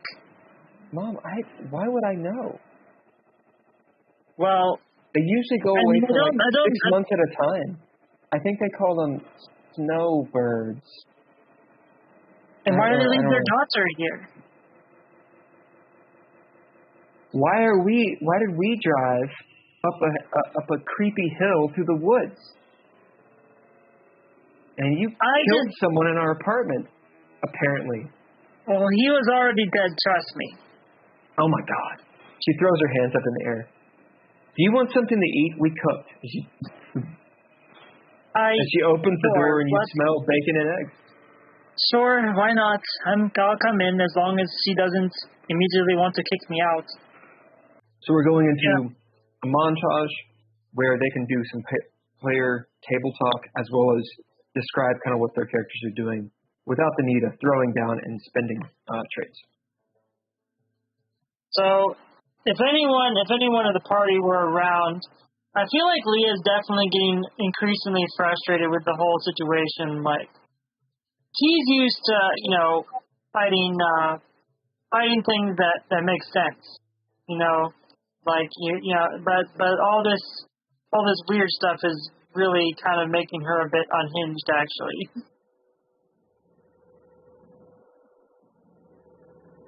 Where are we again? Once you guys ended up. I'm assuming we're still back at the van once we left. Montage? I think Nord is, like, for instance, I think Nord, he's not worried about a police officer. He's dealt with the police for years and years and years. He knows. He's confident. He might look weird or act weird, but he's got the gift of gab. He can get himself out of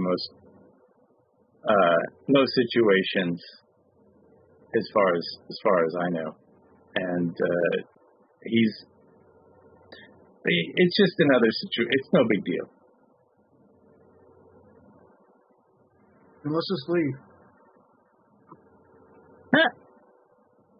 What about Leah? I thought Leah just came out.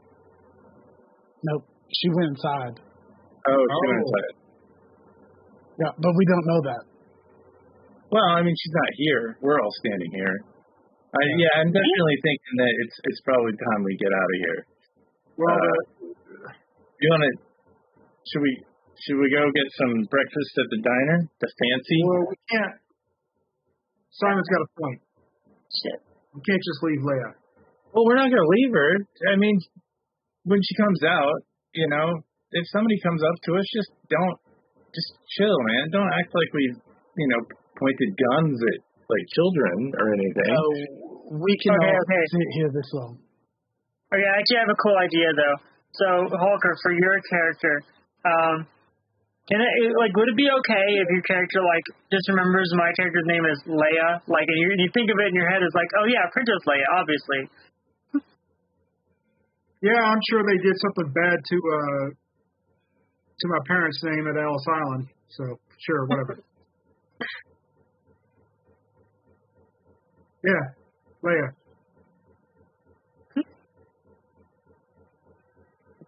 Anyway, how about we just leave and then, okay, let's just leave and go around the corner, at the very least, because it just looks really weird at this driveway. Sure. Yeah, I think that's a good call. You know, I don't like it when police are looking at my van. It's about this time that the cop car drives off. That's the second time this has happened to me. They were looking at my van the other day, and they just drove off. I mean, I don't know what they're looking for, but I don't think it's this van. Okay, here's what I'm going to do. I'm going to drive to the nearest gas station, use the phone book, and call the Butte household here.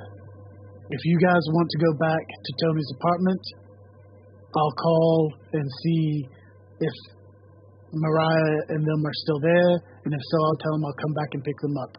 But our cars are sitting here and it's getting daylight, and we need to be less suspicious than this. Sure. All right, in the dark. Why don't we just have Tony go knock on the door and, like, or did we see her go in to the house? I mean, we know where she went. She was at the back of the house. Yeah. No, so we have no idea where she is. Well, it's just like, I feel bad. Like, you don't leave somebody behind. I mean, maybe I'll move the van out of the driveway and park it a little better. Where you park right now? Let's just park it like around the corner. Yeah, a place that's a little more plausible for a vehicle of this type to be for yours. This is an affluent subdivision. Sure. There's not going to be anywhere for us to park without driving 3 or 4 blocks away. All these people have house cleaners. You know, it's the house cleaners van. They've also got other people that drive vans like this. Who drives a van like this?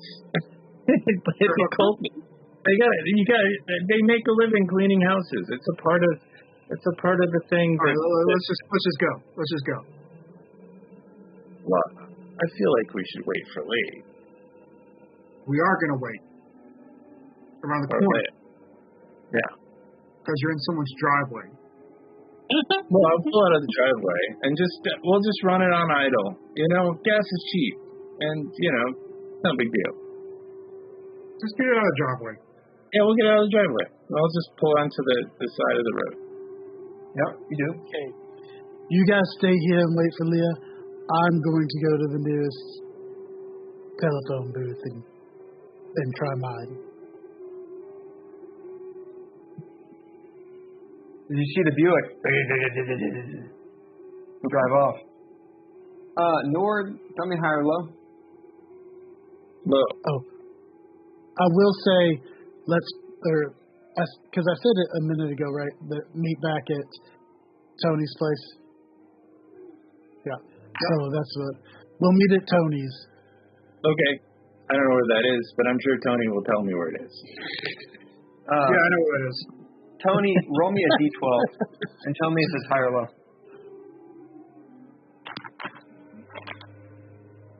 We use the rubber dice. Okay.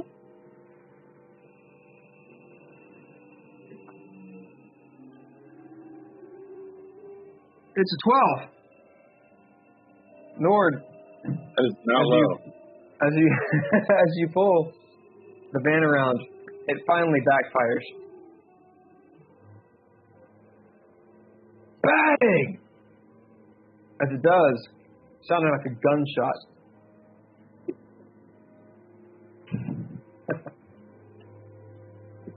You can tell in this subdivision, it has alerted people to something outside. As maybe some people look outside. Montaging through, Leah, as you get into this house, it is opulent. Everything in here is expensive. Everything's clean. Lots of space in every direction. It makes you wonder, how do they dust? There's this huge TV. It's a big CRT. Oh, it's projection. Yeah. That's the way they used to do it. That's right. A big projection. Huge fireplace. Paintings on the wall and shit like that. This little poodle, a little miniature poodle, runs up and doesn't bark, but stands up on you and starts licking your fingers and such. As Mariah brings you in, it smells like bacon and eggs. There's this, you see Annabelle sitting at this large buffet, and there's this Mexican lady, or Hispanic-looking lady, cooking. She's wearing a chef's outfit, and is making she's got all these spices and all sorts of stuff, making this deluxe omelet. As she looks over, says some stuff in Spanish. Does your character speak Spanish? Probably not, no. Says something in Spanish. As Annabelle turns to you, you see she's cleaned up, and she doesn't have the the white makeup on anymore. But she still has the fangs. And she says, she wants to know if you want some food. Do you want some food? Yes, that would be greatly appreciated. Thank you. Where's your other robber poor friends? They went to go. Well, actually, I don't know. Now that I think about it, they in fact, you see the Buick.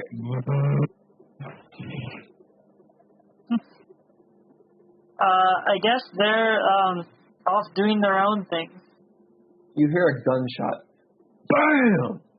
As everyone in here turns towards the cul-de-sac. Leah would probably actually hit the ground, legitimately. You do. And the Annabelle goes, "What the hell?" Walks over to the door, opens it, slowly turns around to you, Leah, and goes, "Your friends are going to get in trouble. We'll go into the dread at this point. The action is on you all. You see the front door to Annabelle's house open." That was pretty loud, Tony. Yeah, you're telling me. Well, I hope that Leah's going to come out here soon, because I don't think these guys are liking what's going on. But, she served in the military, so she knows you don't leave a compatriot behind. We're not going to do that to her. At this point, Leah will go out the door to see what she can see. On that note, we jump to Simon. You have driven off. Are you going pretty quickly? Are you going casually? How are you doing this? No, it's just normal. Casually, just like I said, to the nearest gas station or telephone booth, whichever one I see, because there's going to be a telephone booth at the gas station, but whichever one is closest. As you drive around this winding rich person neighborhood, you see that it would probably be pretty easy to get lost if you didn't know where you were going. But you just retrace your steps from your path from last night. You pass by a clubhouse, and out front, because this is the 80s, there is a phone booth. Okay. I'll pull up to it and get in the phone booth and look up their phone number for the. You see this? You see this phone booth is divided into two places. One is everyone in the neighborhood. The other is the city. Okay, that'll make it easier. Then I'll look for everybody in the neighborhood.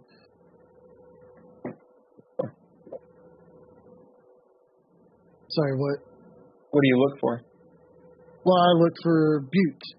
The parents' names would have been in the file that Idaway gave me. Okay.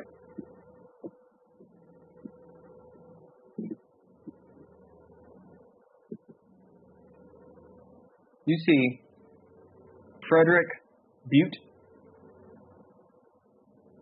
Will be Frederick and Leanna Butte. And you see their number. We'll also say that as you're flipping through the book, you know, there's ads in the phone book. I'm trying to actually remember how phone books work. Yeah. As you're flipping through, I think it's too early to have the yellow pages. I think they came around later. I'm not sure. Well, with this being just a subdivision phone book, it would be fancier. So it probably wouldn't have ads and stuff in it. It would just be... Well, in the front, you do see some ads, or what look like ads. And it looks like calendar events, like potlucks, get-togethers. And you see one is a masquerade. And it's coming up on the full moon.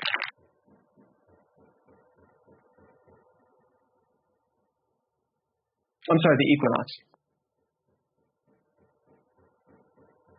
Okay.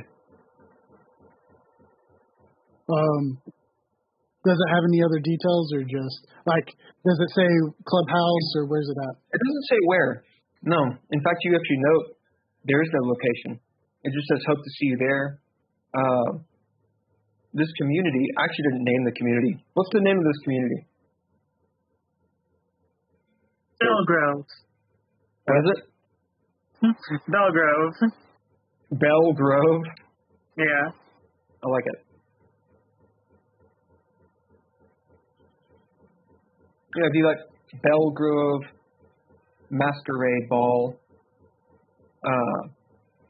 Spooky Spring Equinox.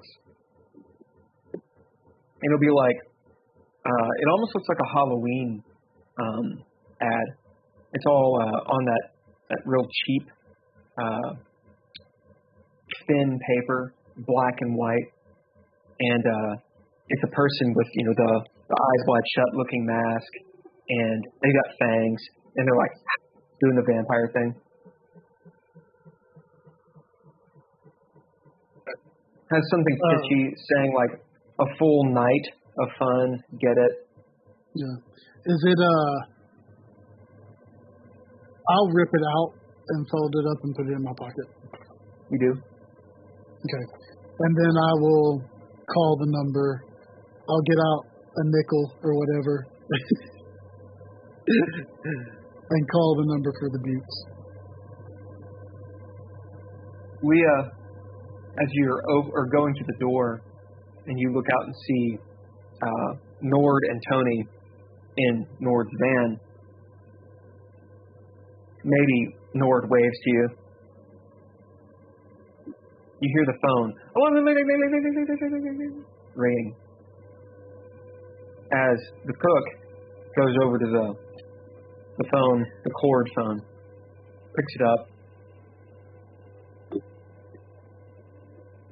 Hola. Hello.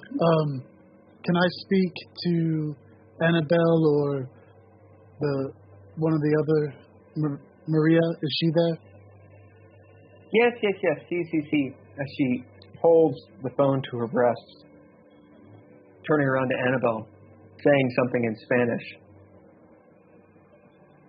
Just a moment. And she puts the phone down. Annabelle walks up. Leah, you see her. She gets the phone. Who is this?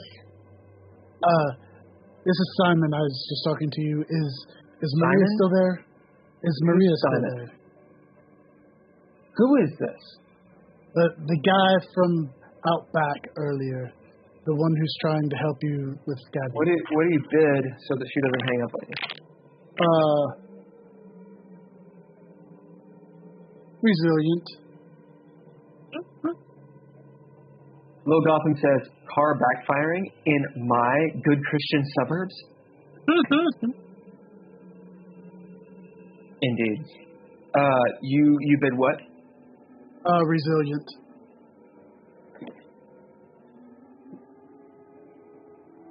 I'm going to hang up now. What do you say to stop her? Wait, I just want to know if Maria's still there, and if she's okay. She kind of quiets for a moment. Leah, you see Annabelle look over at you and Mariah. Yeah, they're both here. We're eating breakfast. Are you coming too? Leah's there as well? Yeah. May I speak to her for a moment? I'm trying to get them out of your hair. She doesn't wait. It's for you, Miss Mizrahi. Hello? What is it? Leah, it's Simon. What do you need? Oh, I was just checking to make sure you were there. Yeah. She's actually offering to fix me some breakfast. Okay. Do you want me to swing back and come get you in a few minutes, or it was getting too suspicious? I had to get my car out of there, and the other two decided they were going to stay, but we need to kind of get out of that area quickly. I think it might be best, actually, for now, for me to stay. But if you want to move them out and maybe go reconnoiter somewhere else. Okay.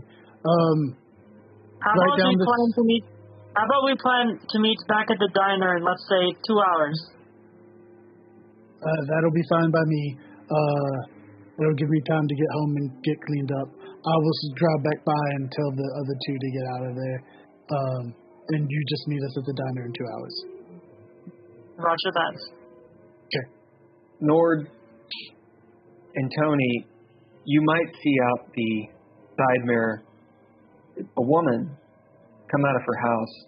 She's wearing a hot pink jumpsuit. It's got like blue, orange, and silver like stripes that run over along this way. Like a full-on windbreaker that goes when she walks. She has these huge Reeboks on. Okay? As she storms out toward you out of this house. She's not running. She's probably like in her 50s. Her hair is cut short and just is up. And she's beelining it for your window.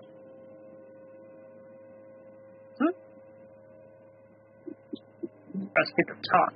So I'm talking to Tony about my lens. So this is a 55 to 250, and the f stop is a 4. Hey! Hello. Roll down this window. I get out of the van. Don't you get out of the van. Don't you attack me. Don't you attack me. And she comes around and she gets in your face. Don't you attack me in my own neighborhood. Who are you?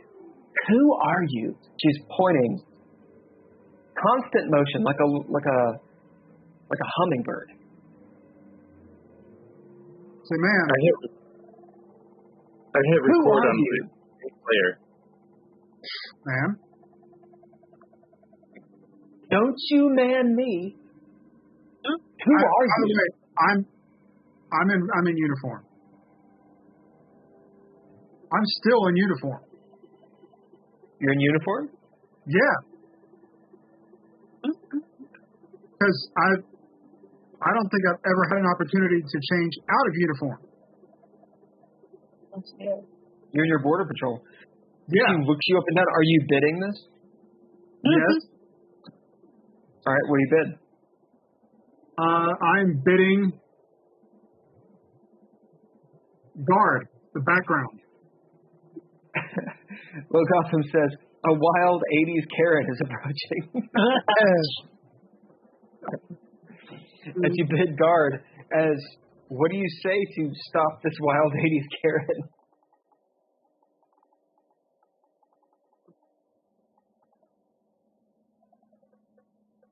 Ma'am. Be careful, she's a wild 80s Karen.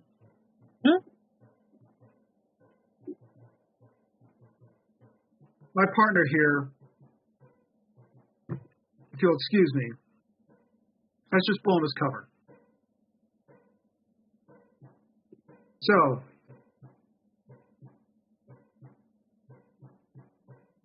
as soon as we get this van fixed, we're going to leave, and this man's career is going to be over.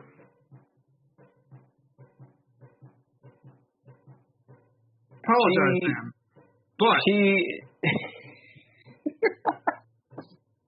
I want you to look at this man. She does. She's flabbergasted. She has no idea what you're talking about. And she looks you up and down. She looks at Nord. She goes, looks back at you.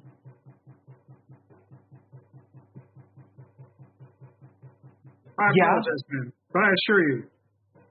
What's your badge number? I tell her. You tell her your badge number? Yeah. And yours? And yours? You're going to tell me too, right? Yours? Yeah. It's 601478. I'm going to remember that. And I remember you. Your face. Or what? You too. You better be gone by the time I get back from my walk. And she turns and... Yes, ma'am. I go back to Nord and I say, Nord, you're fired from the Border Patrol. Easy come, easy go. It's just not for you. All right, the action's on you all. I tried. I really tried. So this lens, man, it's a great lens. Have I made it back yet? Yes, you are back now. Okay. I will pull up the Buick. I'll pull up and I'll be like, roll down your window.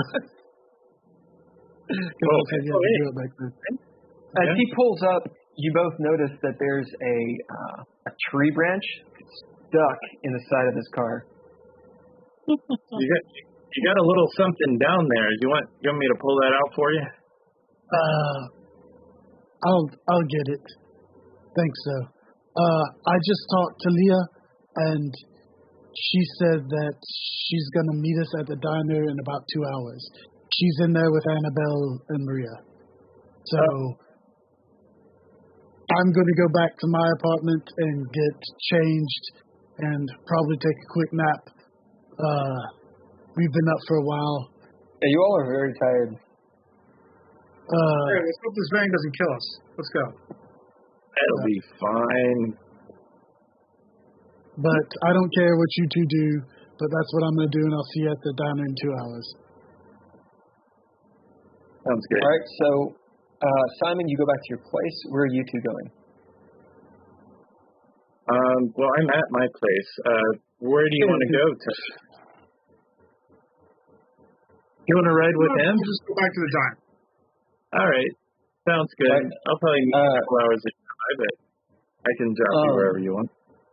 Indeed. Are you going to drop Tony off somewhere, or you guys don't have to sleep, although you will start taking, you will gain a condition which is exhausted if you don't.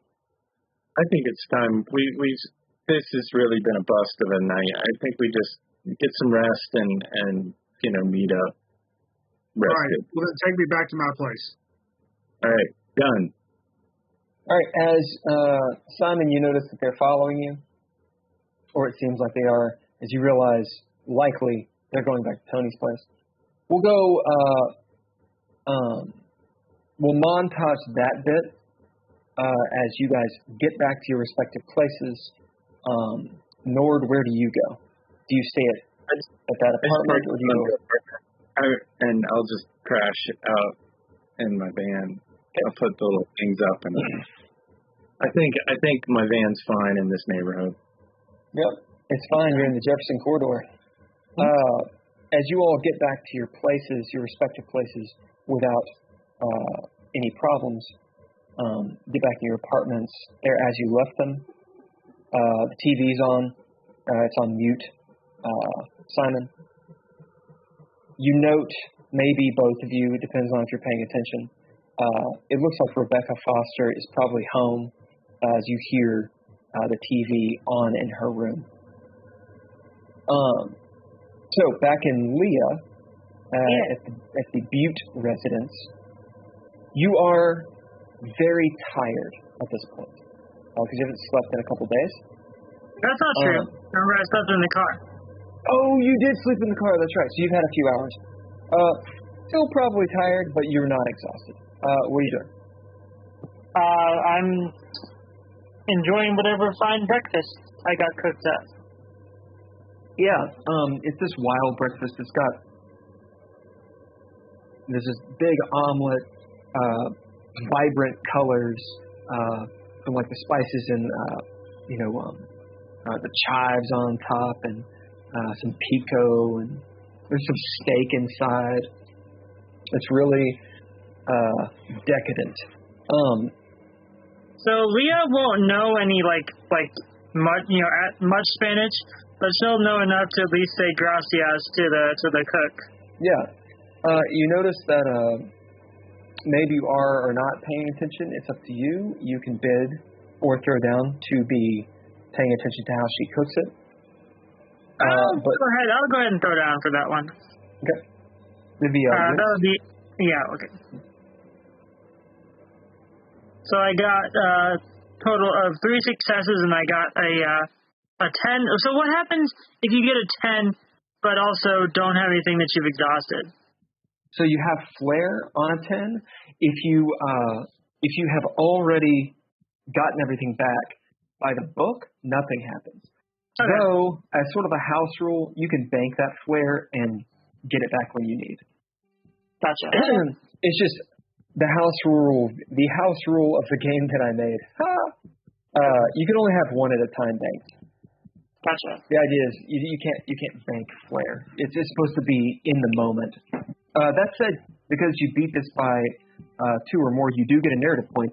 Assume you don't have 5 already. I do not. You notice she puts this weird glaze, like a syrup, on the omelet. And maybe you even wonder, is it going to be good? You've maybe never seen this kind of thing before. It turns out that it tastes really good. It has like a sweetness. It adds a sweetness to the savory, which I personally don't like, but maybe you do. And since you got a crit on this, you notice that she dusted it as well with like some weird spice in a can. It looks like a spice she probably made herself and mixed herself. Let's see. Would I be? Oh, that's tough. I might sort of. I'll still say gracias, but then I might do a tiny little taste of my finger just to make sure I don't feel like it's anything harmful. Mm-hmm. It's spicy. As in like hot spicy. It's like a Oaxacan kind of spice. It tastes a lot better than bowl juice. So at this point, I'll be eating up and very, very content with the meal. I will. I will look over. Said cocaine. It's the 80s. I mean, it's risky, man. I will go ahead and Yeah, I'll be in between eating the food. I'll look over at Annabelle and say to her, so while our intrusion was not intended, we were really just trying to look out for you. She kind of nods a little bit. Maybe she's calmed down. Who knows what her feelings are. But she just kind of nods and continues eating. And despite the fact that I may not understand what it is you guys do, I am grateful that you are my daughter's friend. She pauses and nods, and you notice that Mariah smiles a little bit. The Hispanic lady finishes cooking and then leaves the kitchen. So, Mariah tells me you might know some things about what's been happening tonight. There have been some very odd occurrences between me and as well as the other people that were here earlier. What do you mean odd? Well, oh boy, I shouldn't tell you this, but She seems interested when you say that. A friend of mine back from Israel, who I haven't seen in 10 years, showed up to my door last night, bleeding to death. He did not survive. Obviously, he passed away in my kitchen. She looks at Mariah as Mariah looks slowly at you. What? Someone died? He did, yes. She looks at Mariah. You didn't tell me someone died in your apartment. Mariah goes, I didn't know. Anyway, that is not, unfortunately, the weird part. That was just the kickstart of all this madness. When I was looking through his pockets to see why he was even here, much less showing up in my apartment, I found this, and I'll pull out the scroll of writing. Does it look familiar to you at all? She looks over at it and opens it. Wait, you got this off a dead guy? I did. Her hands kind of tremble a little bit as she pushes it back to you. That's magic. That's dark magic. Black magic. Do you know what it means or what it's related to? I don't know what it means. I can't read it. But that's powerful magic. Demon magic. It's the kind that eats your soul. As she kind of smiles, you see her fangs poking out. Well, unfortunately, that wasn't all either. Mariah, she got a little upset by the fact that there was a dead man in our apartment, understandably, but Mariah she decided to... there was no dead guy that I saw, okay? Well, you did come in. Yes, you did. You came in and you started complaining to me that he was dead and you were going to call the cops. She just shakes her head looking at Annabelle like... Parents just don't understand. Are you seriously not remembering this? Oh, whatever, Mom. Go ahead. Tell your story. Anyway, so she runs off. And I catch up with her on the bus. And right as I'm getting ready to take her Dad, okay? Sure. Anyway, right when I catch up with her on the bus, as I'm getting ready to get off the bus, I see all this writing, the same writing as on this note, all over the bus. And then the bus just disappears. Annabelle's eyes are like getting bigger, and she's inadvertently smiling, just slightly. Mouth open, she's mouth breathing. You see her little fangs. And she's just waiting to hear what happens next. And then we go, at this point I needed some coffee, so we go to the diner and we meet Simon and some of his, I say friends. I don't know if they're his friends, but point being, that earlier that night they had also seen this. Well, one of them had seen this writing as well in someone else's apartment, and this is clearly something. All of you have seen it? Yes. That's heavy. So there's clearly something else going on, and that's when we got roped into this escapade, trying to look after you, because there's a detective basically worried that you're going to disappear. The smile kind of disappears. What do you mean, a detective? What? Wait, what? I am not sure I was supposed to tell you that. And she looks around and then looks at Mariah. I told you people were after me. He's not after you. It sounds like he is. No, he's worried about you. He's worried that you're going to end up like DuPont. Yeah, everyone is worried about me. And Gabby, they were worried about Gabby. That's why she came here and... It's okay. I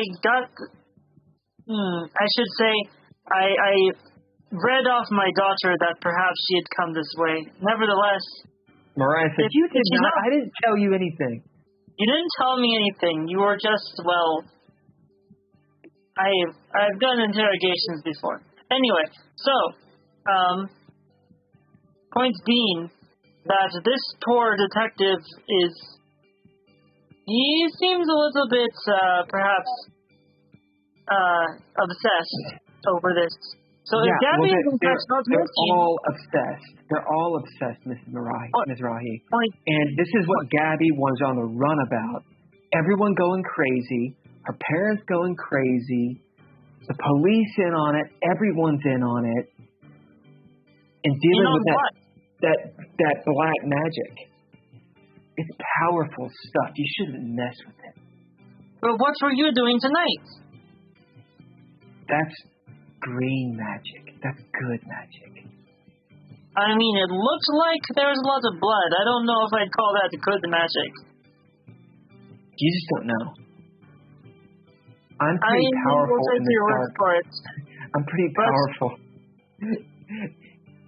in the arts of magic. Either way, there's clearly something pretty serious going on. And, well, it is not... I don't even know where to go from here, honestly. I've never dealt with anything like this. Can I see that, though? You may. She takes it and looks at it. You can tell she wants to keep it.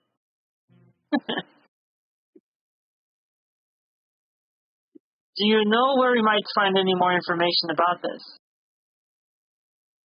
She kind of holds it closer to her. Do you bid anything? Am I trying to get like a read off of her? It's up to you. How are you trying to affect the fiction? Yeah, I will bid.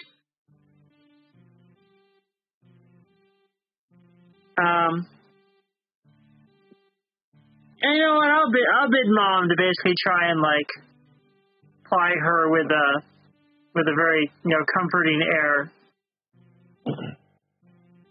As she looks up at you, she goes, "Yeah, I know a place."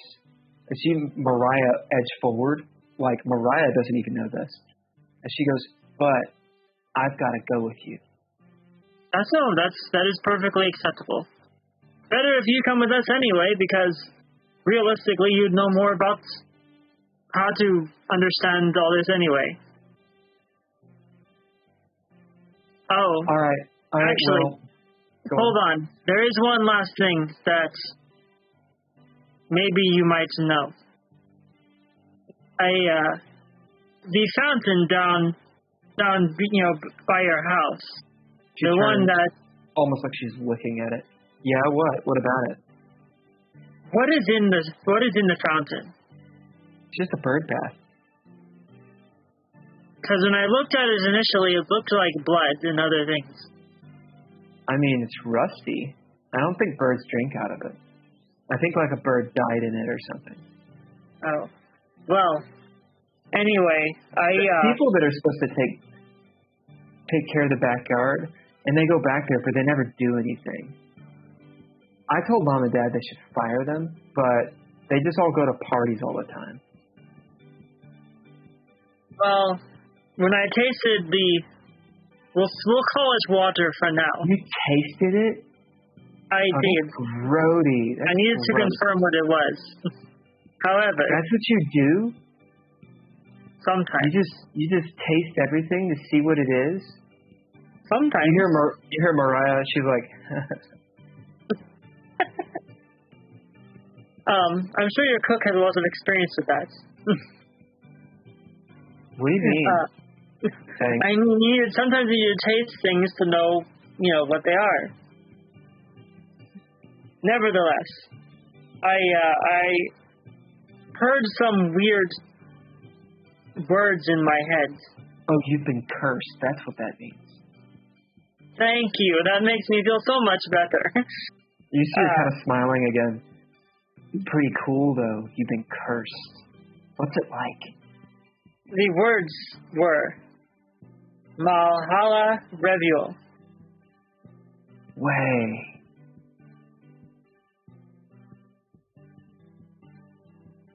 As Mariah goes, Mom, you're crazy. And at that point, we're going to montage. Annabelle talks to you a little bit more, but she has to go. She's got to go to school because, it's like a Monday. Okay. So, my daughter has to go to school, but she didn't say shit. And in fact, Mariah pleads with you to let her not go because she's really tired, and she makes a bunch of excuses. She doesn't want to go to school, but do you make her get on? Not the bus. I'm sorry. Annabelle has a driver, so no. At this point, I'll be like, no. After the nights we've had, I'm not going to make you go to school. However, but you need to stick with me the rest of the day, okay? Annabelle goes, that is so not fair. Well, as opposed to what? Whatever. And she gets in her driver's car. The guy opens up the door for her. He's got on white gloves. And she's sitting there in the car. By this point, she's put her face paint and she's all goffed out again. When she came outside, she had on an umbrella and sunglasses. A really dark umbrella to shield her from the sun. She goes, okay, well, over top of her sunglasses. Okay, well, don't go anywhere without me. I won't. We've got to wait anyway. But we will be back after school, okay? As she looks at Mariah and says, you know where to go. I'll meet you there after school. And they drive off. So you guys are at her house. It's been, we'll say, 30 minutes since everyone left. How do you get to the meetup? That's a good point. Fuck. How far away is it?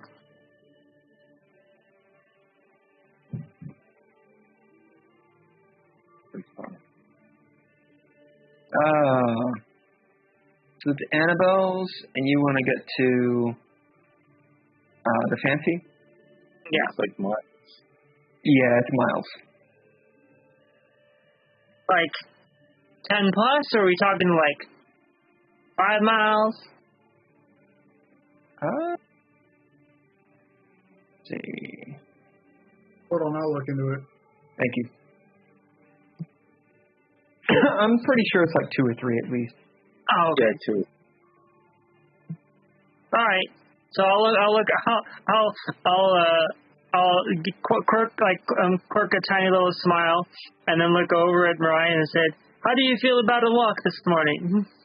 Are you kidding? As you guys start walking. All right. as we montage, you guys make it there. The rest of you, are you going to do anything before going to the fancy? Or do you just go?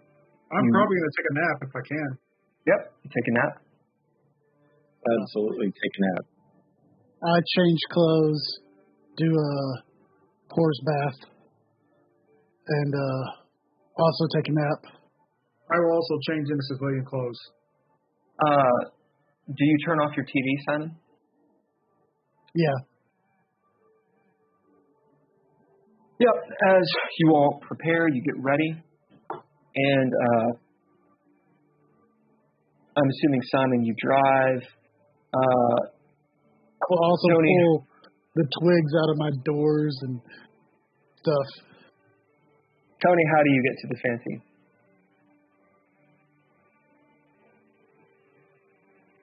How do I get to the fancy?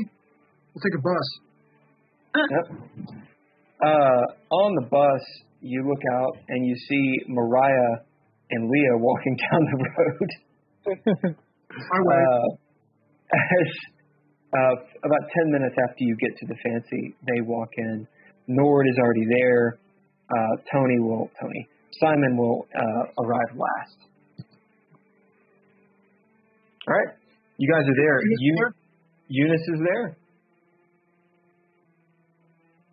There's several people in the fancy. Good 10, 15 people all in the booths and such. People are smoking in here. The fans are going. They have one of those bar tops, you know. Ed is in the back, the cook. Is it during the day?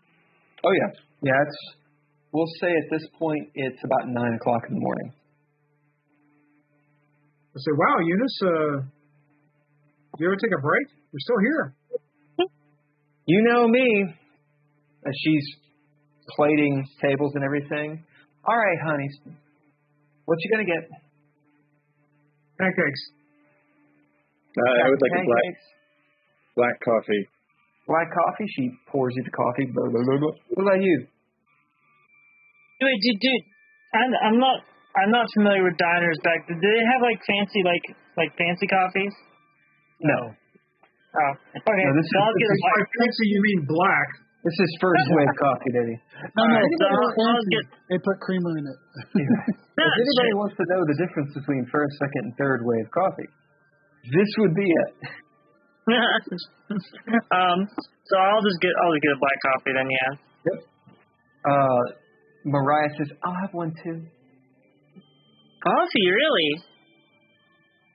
As Eunice will look down, oh really? And she looks at you to see if it's okay. Oh yes, she can have it. If she thinks she can stomach it, let's do it. And what about you, Simone? I'll take a coffee and bring me some steak and eggs, please. You all, she says, coming right up, you all seem like you've had quite a night. Oh, yes, and then some. It's par for the course. Well, I can tell you're hot on the case, as she gives you a smile, Simon, and goes to the back. You hear her calling out orders to Ed, who in a gruff voice, you've never actually seen Ed. He's just in the back, and you see like his shadow moving like around, you know, the doors, one of the swingy doors that has the round like porthole. You've seen him like back there in an apron. He's just this big, hairy-armed dude who's like got a big bald spot. He's never come out. So, all right, what are y'all doing? The action is on you. So, Leah, did you learn anything? Maria, did you find out anything? I did, yes, actually. Maria has her coffee. You want to tell them, Maria? No, you can tell the best stories, Mom. Oh, it's so cute when you get shy. So, turns out that Annabelle might actually be helpful for this instance. I mean, we besides just, having to protect her or whatever, she knows things. She's actually planning to take us somewhere well, I don't actually know where technically, but she has insisted that there is a place where we can get more information that she'll take us to this afternoon. Okay. What about Gabby? Was there any information on her? What happened to her? At this point, I'll look over to Maria and see what kind of face she's making. She has a really big coffee mug, and she's like,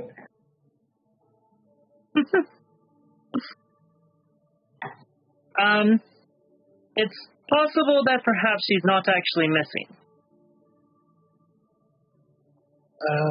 Like, she ran away. Yes, that's what it seems like as a situation. Okay. This is starting to make... Sorry, what?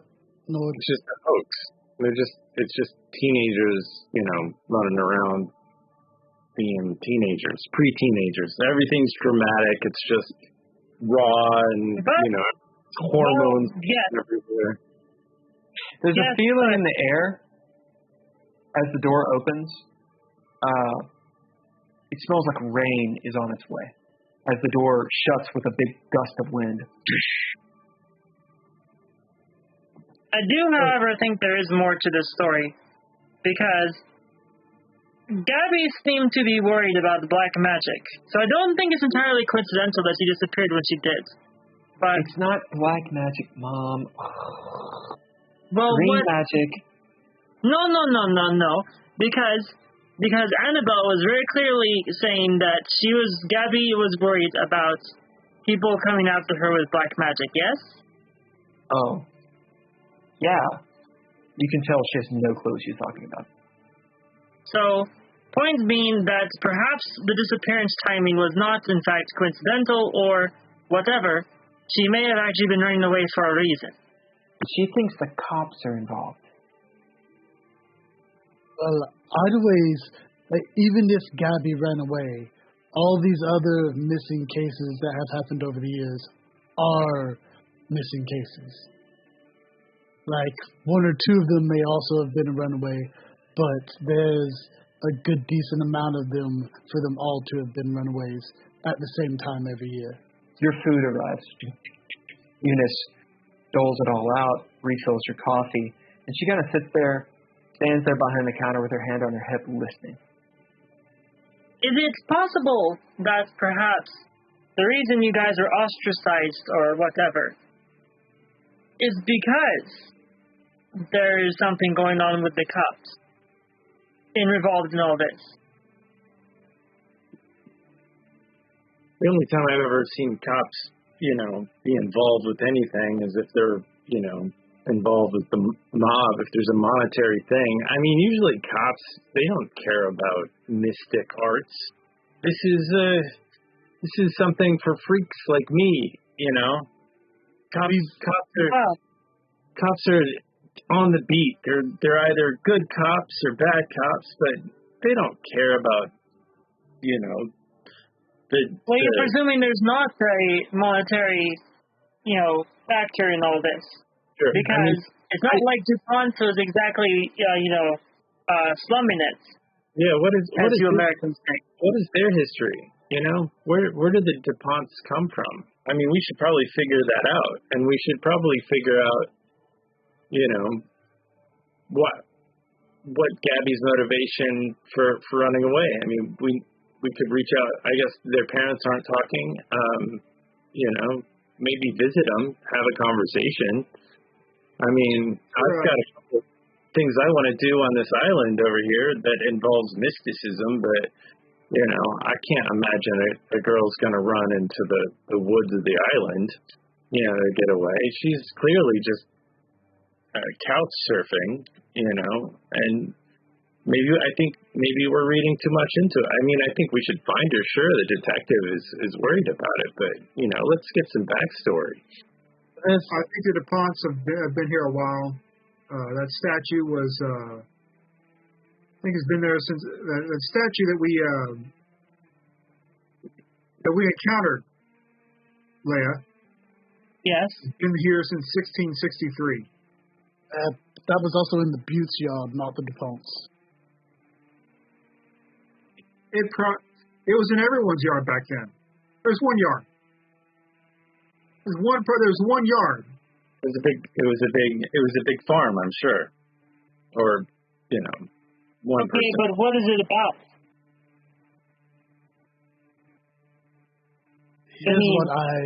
Here's what I think's happening. Oh, okay, go ahead, sorry. Well, there's this communication. She was obviously scared of something. Who is this Lady Callie person that just goes from house to house? Yeah, I don't know. As you say Lady Callie's name, Eunice rolls her eyes. Oh, boy. And she goes into the back. What? I know. Eunice, do you know anything about this? She comes back out with some plates. I'm not interested in rich people, hun. And she starts serving. Well, you seem to have a pretty serious reaction. So what do we know about Lady Callie? I mean, really? I look into my wallet and I look at Simon and I say, I think she's going to need a tip.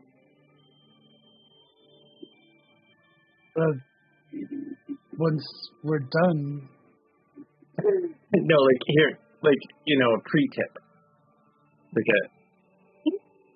You want me to get some information is what you're asking me to do. What? No, never. We never insinuate such a thing. Or I could just go to one of the cops that I know and ask them about her and get more detailed information. Look, oh, come on. You have to know. I'm not even from this country, and I know that waitresses have the best information. If you go to a cop, you're going to get a thunderclap. No. A thunderclap outside. If you go to the cop, you're going to get the cop's version of the story. It might be right, but it's also, especially with all this corruption and stuff going on, it might be incomplete. I know which cops are good cops and which cops are bad cops. I spent years with them. If you want to know something, you got to go to the prostitutes and the dealers and the therapists. Speaking of which, or the waitress. I mean, I'm sure Eunice, but these guys, they don't eat it the fancy. I've never seen them around here. People gossip for them. They don't, but I bet their dealers do. Yeah, maybe. That's true. Who's the dealer? How do we find that? Maybe they were talking about that to Eunice, and maybe we give her a big tip and stay after a little bit. Put it on the table. Stay after a little bit. Yeah, $5. I mean, I just put a zero behind it, and I'm sure she'll talk to us. Yeah, $5 and no cents. Why don't you go ahead and do that then, Lord? I don't have $50. Where do you think I'm just made of money from the money tree? Well, evidently you think I am. Well, I mean, you're working. You got a business account. Eunice comes back. She's like, listen. She says it kind of low. You all can pay for this, right? Yeah. Obviously. Okay. She pours coffee. She kind of gives Nord and Simon a look and goes back into the back with some orders. I paid for everybody's meal last night, almost. I couldn't pay for mine, but if you wanted to, you could pay for mine today, because I'm waiting on the check to get here from my last article. So, it'll be here in the next day or two, and I'm sure I'll be fine then. It's got a coffee, it's fine. It's going to go in the Idaway's expenses. So, I will bid. I'll get up and I'll walk over to the counter and sit down at the counter, and I will bid expenses to offer her some money to see if I can get some information out of Eunice. How much do you tip her? This is $1980. So, I would go 10 because this is 1980s. Like, what's a coffee cost? Probably like 50 cents. Yeah, 50 cents. Yeah, 25 cents.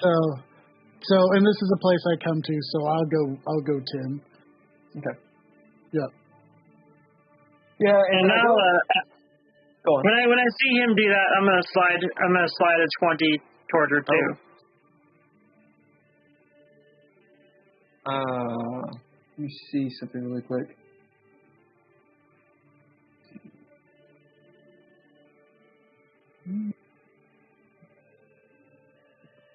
So, tipping's been around for a while, but it really wasn't that prevalent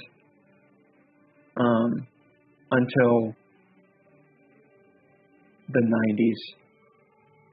So, $10, $20, that's a lot of money. I mean, it's just a lot of money anyway. $10 will fill up your gas tank, like, easy. Those gas tanks are like 20 gallons. Yeah. We're just out of the $10, $20. Anyway, as you drop that money, Eunice comes out. She sees it. I'm supposing this is for me. As she takes it, counts it. So, what do y'all want? We just want some more information on Lady Callie. If you know of any of that stuff, and maybe you've heard what's been going on, you know what we're looking into. If you've heard anything, or can keep an ear out in case you do hear anything in the future.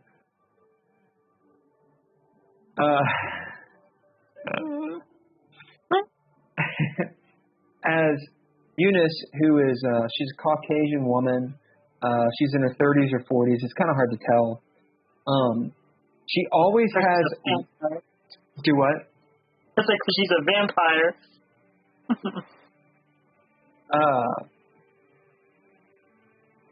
She's spunky, has loads of energy, always. Like, none of you have probably ever seen her tired.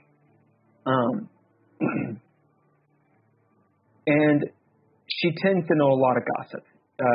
Nord, you and Simon definitely have pumped her for information before. Whether it's reliable or not, that's up for grabs. She goes, sighing big. What do you want to know about Lady Callie? Well, first off, who is she and why does she have keys to everyone's house? Okay, she leans forward. You see, like, she's got on, like, you know, the 1960s style server dress. So it's got, like, a doily looking thing, you know, and it's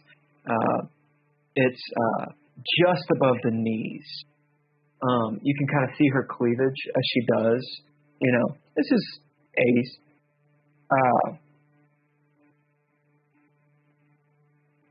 One of you can bid or throw down. You can both do it. If you both do it, you'll get extra information to notice something in general. Okay. So my expenses doesn't count for this? No, your expenses gets her there, and she's going to talk. This is something else. You can bid or throw down for it. You don't have to. You don't have to do any of it. I will bid cop.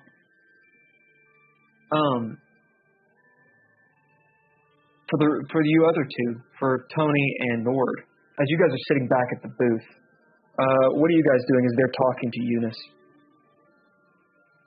I relate to Nord what I saw when I was back in the when I went into the gate. Go ahead and tell him. I say, Nord.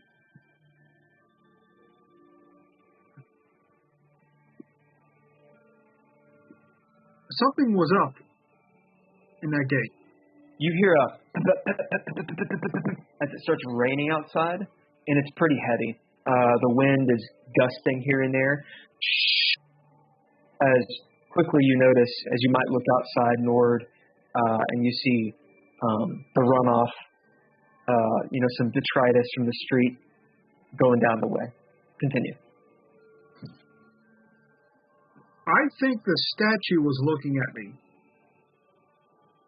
I wish I'd followed you in there. Did it, like, you walked back and forth and it kind of, like, looked at you, or it's just, like, it was one of those, like, profile, like, anywhere When I in the turned my back on the pool, it sounded like someone jumped in, but no one was there. It looked like you were spooked. I didn't see anything. I mean, you kind of went out of my view for a second. Yeah, I didn't see much either, but it wasn't so much that. It was different. It's like someone was watching me that wasn't really there. Yeah. Well, I mean, I was watching you, so maybe that was it. I'll give you a pip since you made a little bit of a connection there.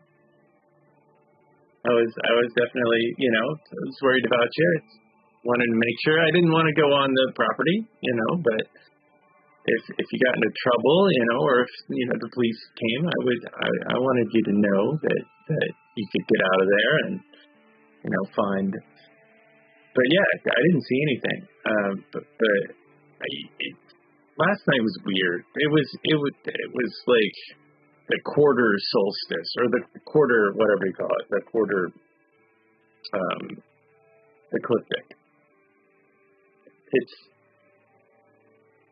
something's going on. I mean, I guess these girls are tied into it, but I think it's the parents. The parents are the ones we need to be looking at. Maybe they've got some bad seed in the parents, or whatever they're into. I mean, you don't make that much money without doing something wrong. Back at the bar, Simon, as you bid cop to notice something, you notice Eunice's tits, but also she's got this necklace as it kind of swings out from her under her shirt. As you see this weird emblem, it looks it's made with stone, different colored stones that look precious, and it almost looks like an abstract painting of like a target. It's blue and black and has sort of an orangish color to it. I will say around it, there's a little quartz-looking crystals as well. It looks all hippie-like. As she leans forward. So you want to know about Callie? Well, the first thing, I don't actually think that's her real name. Okay? She's known as Callie Shaquise. Yeah. But Callie's short for something. Now, some people say that she's not even from around here. They think maybe she's from down south. I'm thinking Georgia just based on her accent.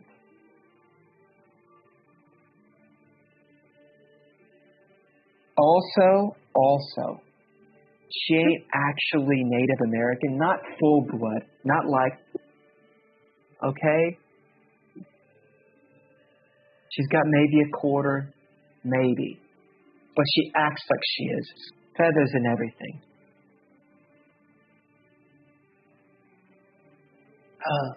How long has she been around up here working with the rich folk? She's been around for a while.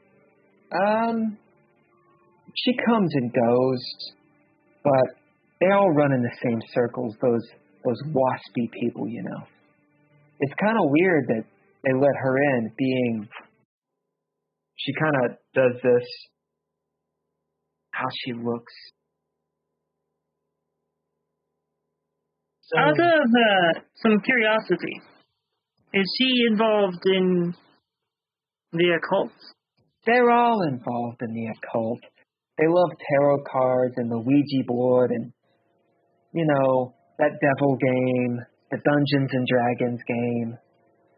Sometimes they play another one called DreadLore.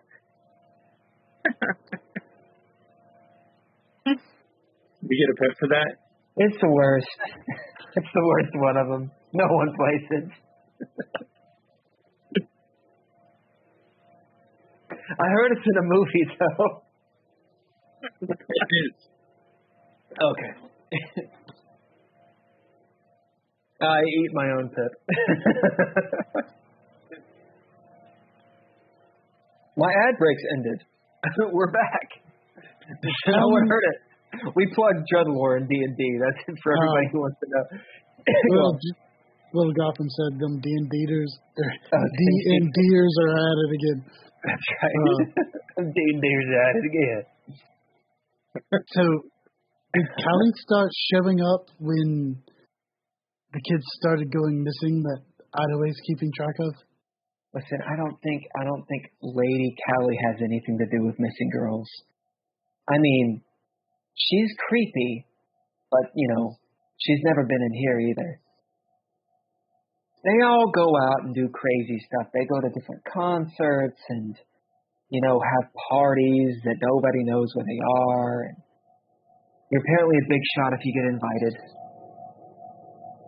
With you overhearing a lot of stuff in this banner, have you heard where their masquerade is going to be at for the equinox? You see, there's sort of like a sparkle in her eye as you say that. What do you bid? And you can throw down. The threshold normally would be 4, but because you have tipped quite a bit, both of you, and you've done pretty well with this engagement, it'll drop to 2. I'm going to bid connections, which is cool. So go ahead and throw it down. Threshold is 2. Leah, are you going to aid on this or no? Yeah, I'll aid him. Okay, you have to bid something. In which aspect do you give Simon? I'll bid steadfast, and I'll give him my wits, which is a D8. D8. Thunder peal as the glass actually shakes a little bit. Most everyone, even Eunice, kind of turns and looks. Whew. Sounds like a doozy out there. Okay, so I got a total of 4 successes with flair. Nice. So you got a narrative point? Do you want to spend it now or save it? I'll spend it now. Okay. How do you change the fiction to your benefit? And you can talk to Leah about it since she aided as well, if you want. I think that because seeing that I already know about the masquerade and stuff, and I do come in here fairly often, Eunice will be like, she does like this maneuver to scoot us down a little bit, down the bar a little bit farther away from the other people who are sitting there. And so then she leans in and tells us tells us the information about the masquerade that she knows.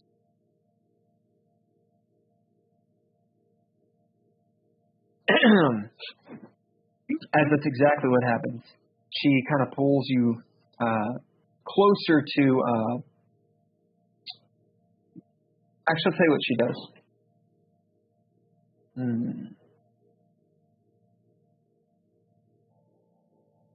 Tell you what she does. She says, why don't we sit down for a second? Hey, Ed, I'm going to take a 5. As she leads you back to your old booth. And she pulls up a chair, does the Riker, sits down, and leans over. I'm assuming all of you are in on this case. You're on? Yeah. Feel free to talk to everyone. Okay. So, the masquerade, the places that it is, changes every time. I don't know where it is, but I know how you find out. Have you ever heard of a nightclub called. I want to make sure I get the name right. It's called the Hideaway Jazz Club. It's a little tiny joint, kind of a juke joint. Anybody? Yeah. No jazz lovers? No jazz I've lovers? heard of it. Sometimes every Sunday they have an open mic and a bunch of these new rascal DJs go in. There's also a card game in the back on Tuesday nights. So in case you I've known about it. Well, there's a bunch of up and coming jazz singers and musicians and riffraff that go in there. But that's the place to go to find out the location. Now, they only have 3 or 4 of these things a year, supposedly. They always happen at the equinox and the, what's it called? The solstice. Yeah. It's hippie stuff. At any rate, this week, I think it's, Monday? So Wednesday, which, so 2 and a half days, because it's like 9:30 in the morning now. On Wednesday night, there's going to be a pretty big show there. It's intimate, it's a private party, but if you can get into that show, I bet you can find the location.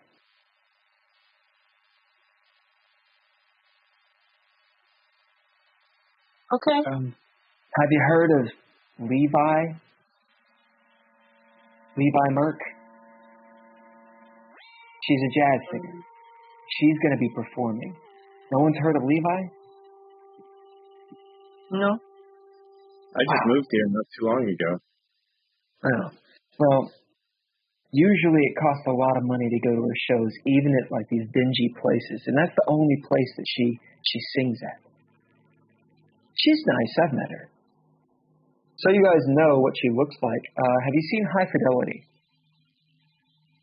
She looks like the jazz singer from High Fidelity. So she's light skin, African American kind of looking woman, probably mixed race.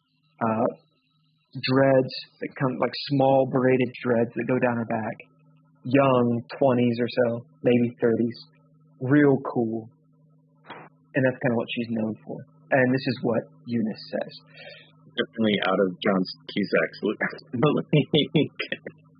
Way out. Way up.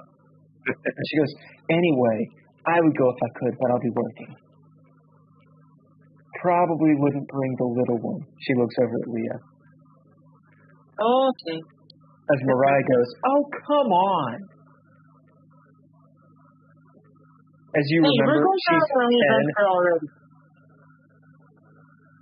So what else do you need to know? $30 will buy you at least 2 more minutes as she looks actually at a watch.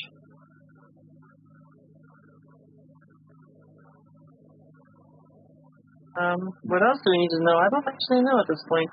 Well, you need to be careful. You need to be careful with these people. Yeah, I got a question. If we have to come back here and ask for more questions, I mean, don't get me wrong. There'll be a tip. Clock's ticking. What's this time? What's your shifts normally? I'm always here, hon. I'm here all the time. And so how would I get a job? Maybe they're not going to let me into this party on Wednesday, but you maybe should probably wear a collared shirt. A collared shirt? Okay, gotcha. And those flip flops, take them off. Wear shoes. No more flip flops with socks.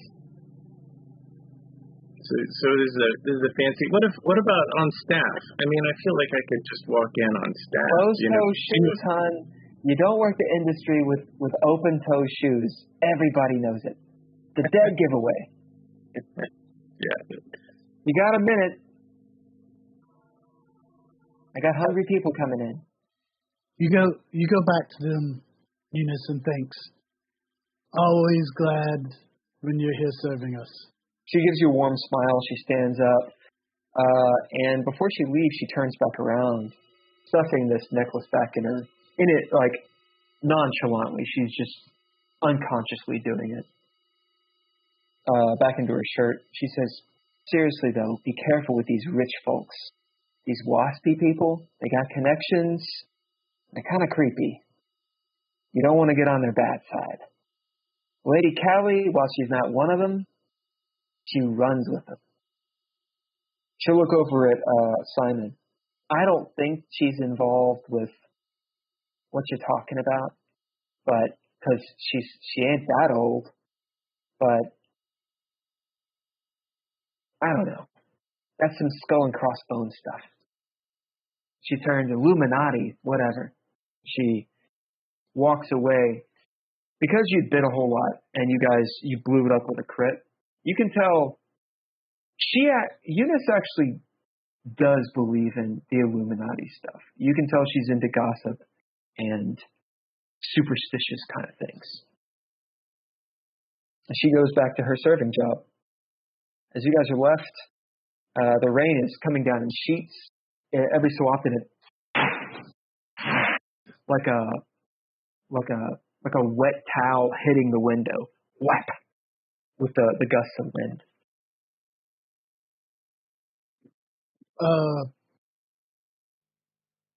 The Ottaways, the other kids who have gone missing, were they all from affluent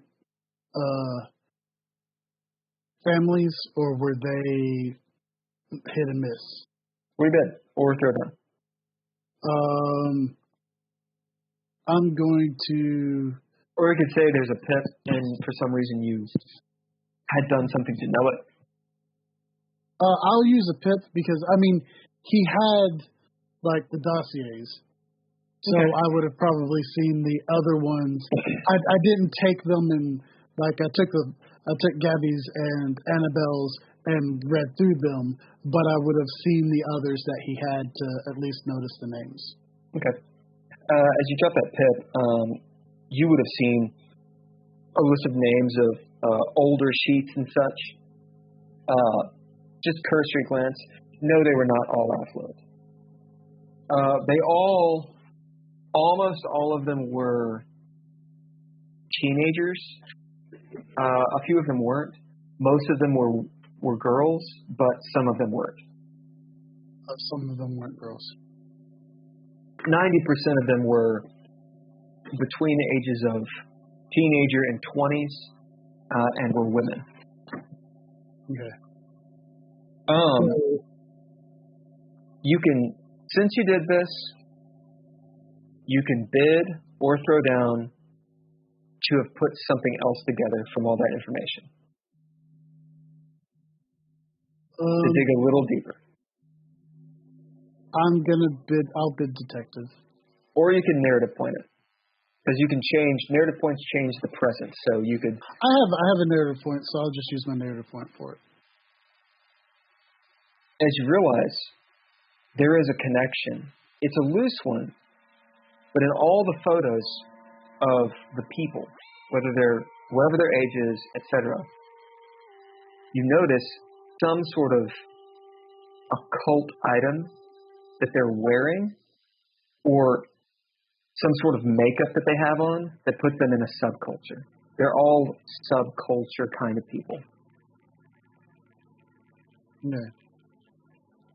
Like, throughout the decades. So it changes, obviously, in the 30s, they weren't goth. Right. Like a pitchfork goth. Right.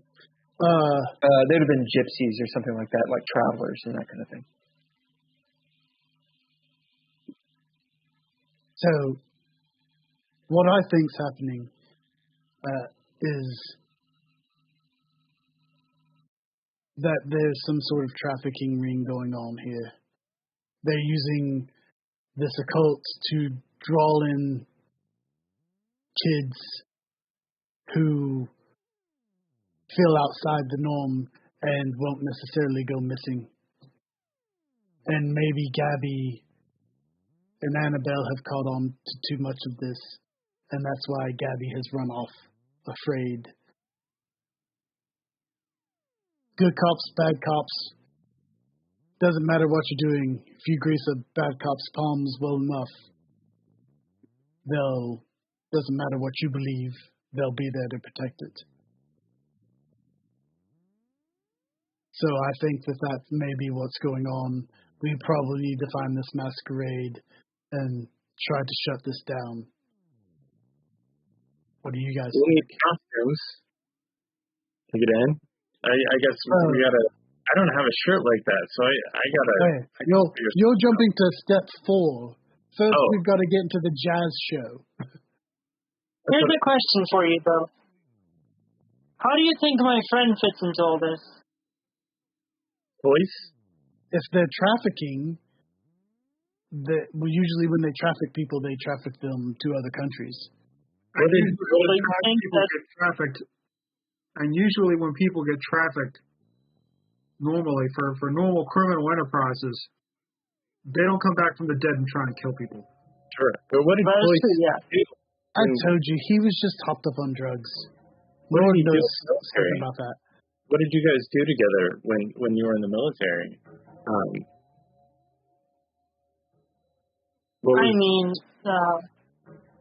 Well, we served in several different positions.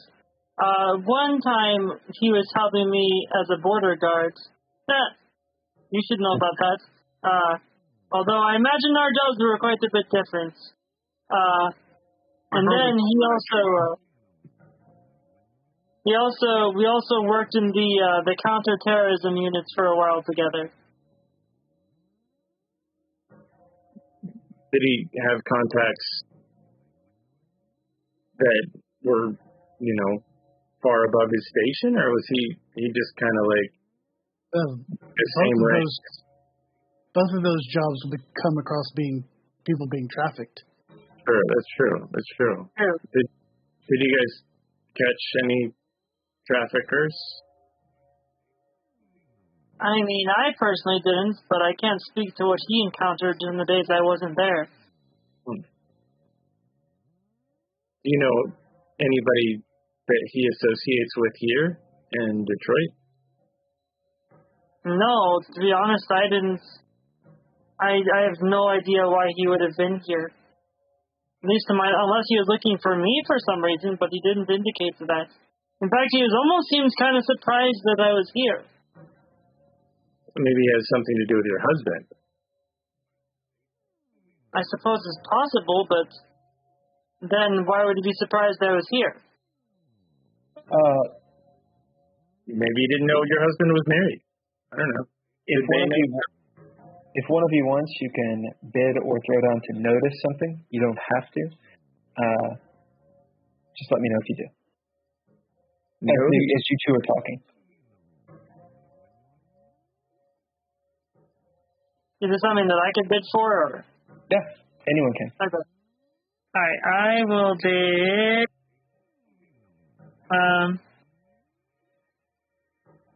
Time served. As you're sitting there talking to Nord, as Nord brings up your husband, Marcus, you see your daughter. She's still holding the coffee. She's sipping it. She kind of tenses up, and her eyes dart up to you and then dart back to her coffee. As you can tell, again, she knows something about your husband that you don't. So at this point, she'll actually Leah will put her coffee down and just look directly at her daughter. Okay, this is the second time you've given me the shifty eyes when you're talking about your father. What's going on? I'm not giving a shifty eye. Fill it. Mom, it's rude to just interrupt Mr. Nord when he's talking. There's clearly something more going on that you're not telling me.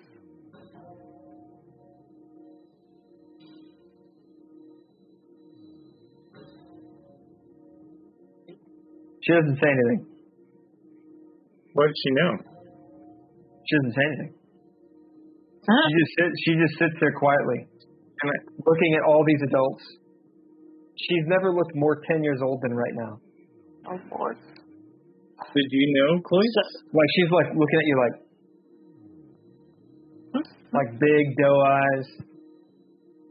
In fact,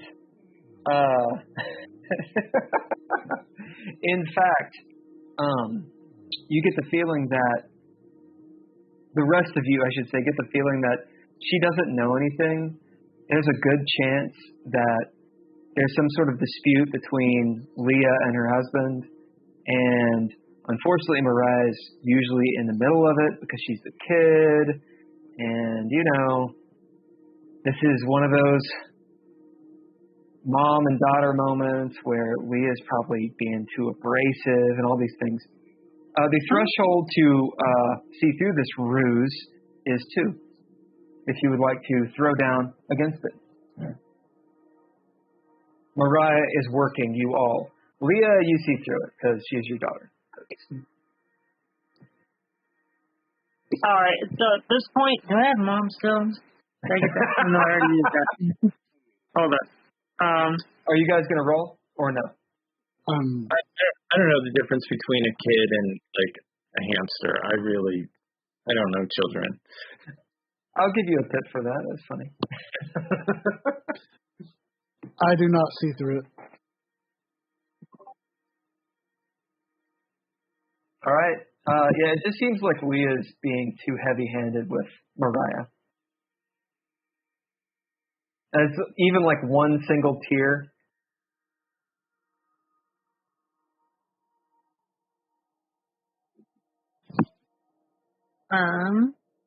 Mom, you're being mean. Yeah, don't be mean.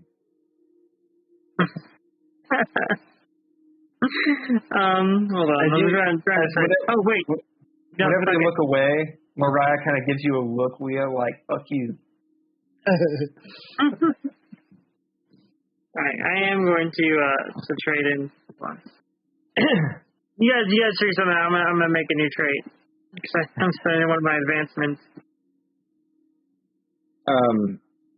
Well, if it's not, I mean, figuring out like why Cloyce was there is one of the things that we should probably look into. Clearly, this is all. Mariah pipes up as you say that, Nord, and she goes, "Look, my mom. She's been under a lot of stress lately, and I mean, I'm not saying none of this happened, but it didn't happen the way." She kind of looks back at you, Leah, sheepishly. It didn't happen the way you said it happened. I mean, Dad always talks about this too. Then how do you think it happened? I mean, you were acting really weird. Your friend showed up, but he left.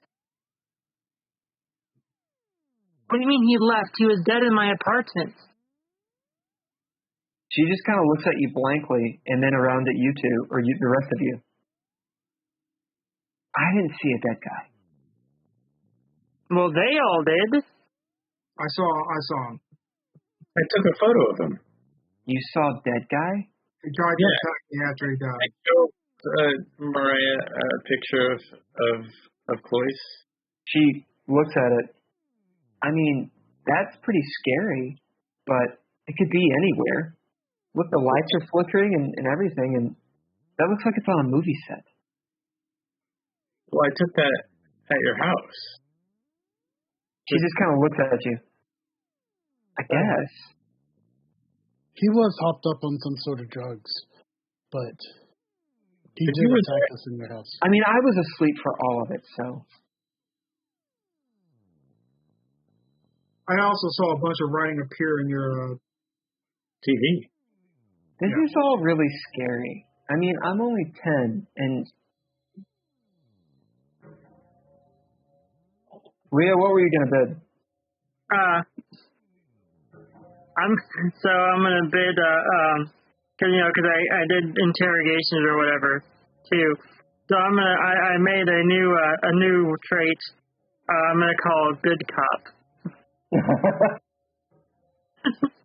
And I'll just start rubbing her back and say, just start saying to her, honey, I understand that this is a lot to take in, but I'm telling you, this all happened. So manipulative. That's awesome. As you do, she says, she looks up at you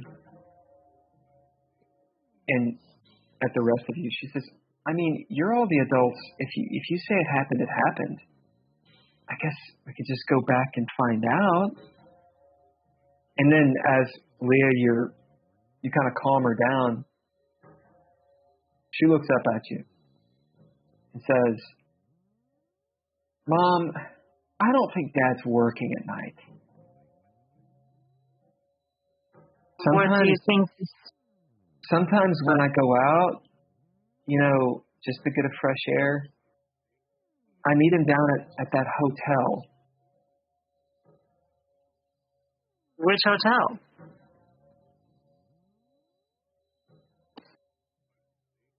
You know the one. Hold on.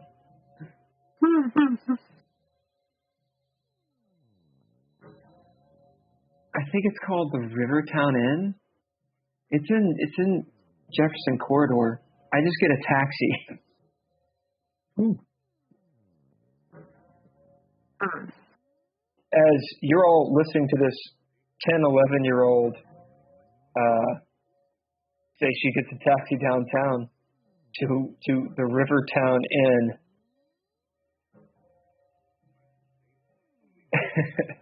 She goes, well, sometimes I meet him down there, and he's with people.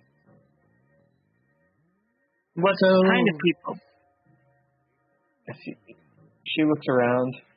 This Girl, may be a conversation for just the two of you to have, and not the rest of this table.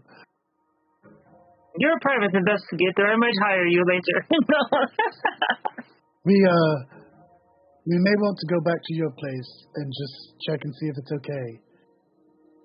And go on. We didn't do anything with Koish's body, did we? No, we left it on the street. It's got to be at this point. Oh, I really hope we don't pull up the cops in the parking lot. If we do, we just drive on, okay? Maybe we should park a couple of blocks away and kind of walk in. Eunice is pouring coffee for you. She walks up. I'll look at her and be like, for that, you didn't hear it. Didn't hear nothing. She walks away. Maybe it's also possible that it'll just be one of many that they never solve. And who are those guys that showed up? We didn't stick around to talk to them, but I think they burst in the door. So it's something's happened. A lot happened while I slept, apparently, Mariah says. Let's go check and see if it's safe. As you all hear a slap, wham, on the front door of the diner, the bells that are on it, the door is hit so hard the bells slam, and one of them breaks off and skittles across, or jangles across the floor. The door slams open. From the rain, this torrential downpour, and it's daytime outside, although it's dark because of all the storm clouds. So it looks like it's almost evening. Lightning bolt hits a building, a 4 or 5 story building across the street, as these sparks fly off. And this man in this raincoat, drenching with this big hat, bursts in. You can just smell the flood of water and alcohol on this guy's breath. He's got this big bushy beard that's all wet, big bushy eyebrows, and you can see his eyes glinting behind them. As he says something that's just unintelligible, it's this homeless man battle cry.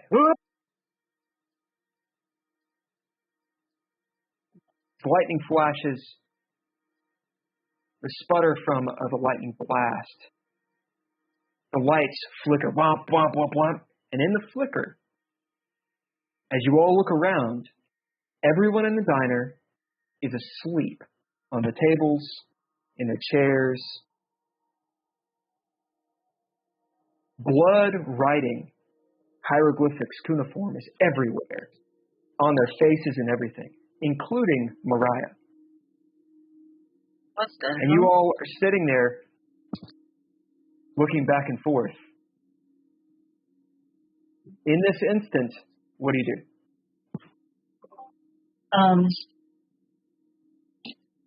I should probably roll to see if I run outside and in the rain. Okay. Do a sanity roll. Yeah. I'm definitely going to do a sanity roll, too. Okay. Sanity roll, sanity roll? What about the other two? I grab my flask and take a big swig off of it. You take a swig out of it. We'll say that you don't need a sanity roll then.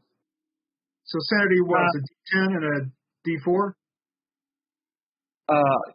Your action die and your mind die. Actually, Simon, you will make a sanity roll. It'll just be a lower DC or lower threshold. Threshold on this is 3 for Simon. It's 2. I'm going Got to use one of my expression ones and reroll, because that's not good. So what do we bid traits, or is this just a roll? It's a sanity roll. So it's an action die and your mind die. And then it's a roll so you can do abilities, proficiencies, ninja gear, etc., etc. I'm going to in my flask. Yeah. So, yep. Threshold for you is 2. Basically, I'm giving you a +1 straight up. Yeah. Yep. Otherwise, it's threshold 3. Tony, you hit limbo, so you do not get a derangement, but you will get a flaw. Is this one, like, do you think I could use Master at Arms for this?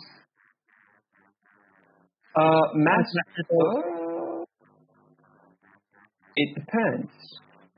How would it apply?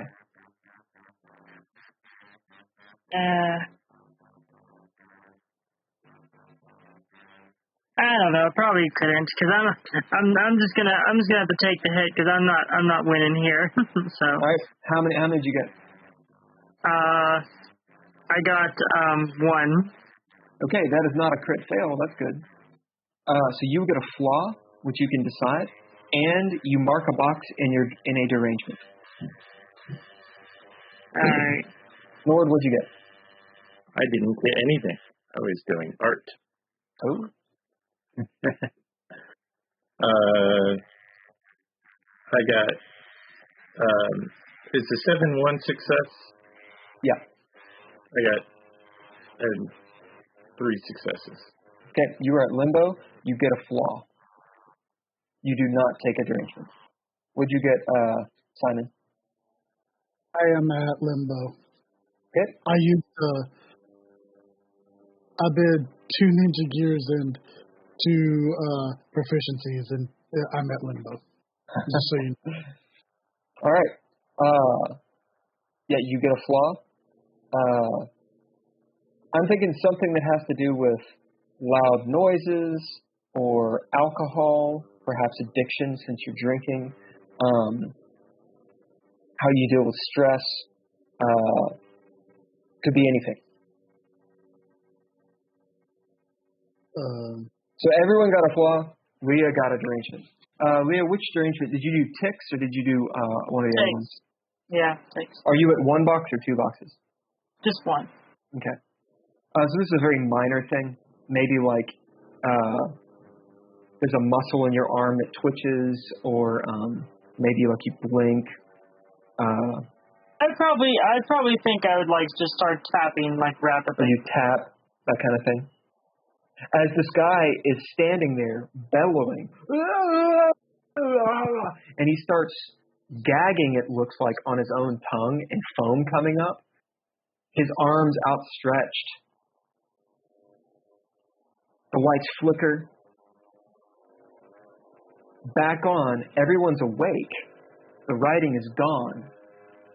The old man old man. The homeless guy runs up to your all's table, grabs whoever is right there. Who is it going to be? 1, 2, 3, 4, 5, 6, 7, 8. 1, 2, 3, 4, 5, 6. Grabs Leah by the shoulders and shouts in your face, "The end is coming!" Honestly, and then he runs out the door. Honestly, when he grabbed my shoulders, I probably would have punched him in the face. You punch him in the face as hard as you can. You see blood coming down. As he screams, he doesn't let go. As he screams, the blood goes all over Tony. As he's like, "You don't know where I've been, Lou." I punch him out of anger. As you both punch him, the homeless guy, as he runs out. You're left in the diner. Yeah, you jump out of your chair and start chasing after him? Yeah, he just hit my friend. Well, they hit him, actually. He grabbed your friend. Oh, yeah. Whatever, mind. Like whack-a-mole. He came and grabbed Leah, and she was like, and then he spit in Tony's face, and he punched him too. So he ran away. Do you chase him or not? I think we should go after this guy. All right, this is a moment. Do you do it or not? You guys coming? Yep. 3, 2, 1. Yeah. All right, as you all jump up and chase this dude out of the torrent of rain, immediately, completely washed, completely soaked. You hear Eunice behind you as the door slams. "Hey, you didn't pay." I'll be back. I didn't chase. You're still there. And that's where we're going to end with the three of you running down the way. You're about half a block away. You see the guy dart into an alleyway with like trash cans and the smell of rotten fish. You're completely soaked. It's 10 in the morning, but it looks like it's like in the evening because the storm clouds are so thick. Lightning strikes again. Everyone on the street seems like they're sleeping as it flickers, and then they're just walking around. As you see that guy cackling in madness as he runs down the way and you're chasing him. In the diner, it's Simon. Mariah looks up at you from her coffee. And sighs. And that's where we're going to end. Didn't see that coming. All right. Anybody get any goals?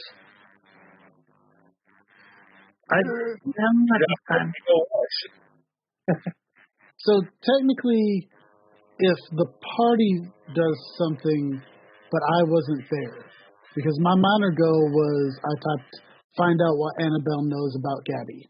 Yeah, you can have that. Okay, then I got a minor goal. Because you did find out because they told you. Right. True. Okay. Right. So with a minor goal, you get 1 XP, 1 pip. You recover 1 cunning and 1 breath.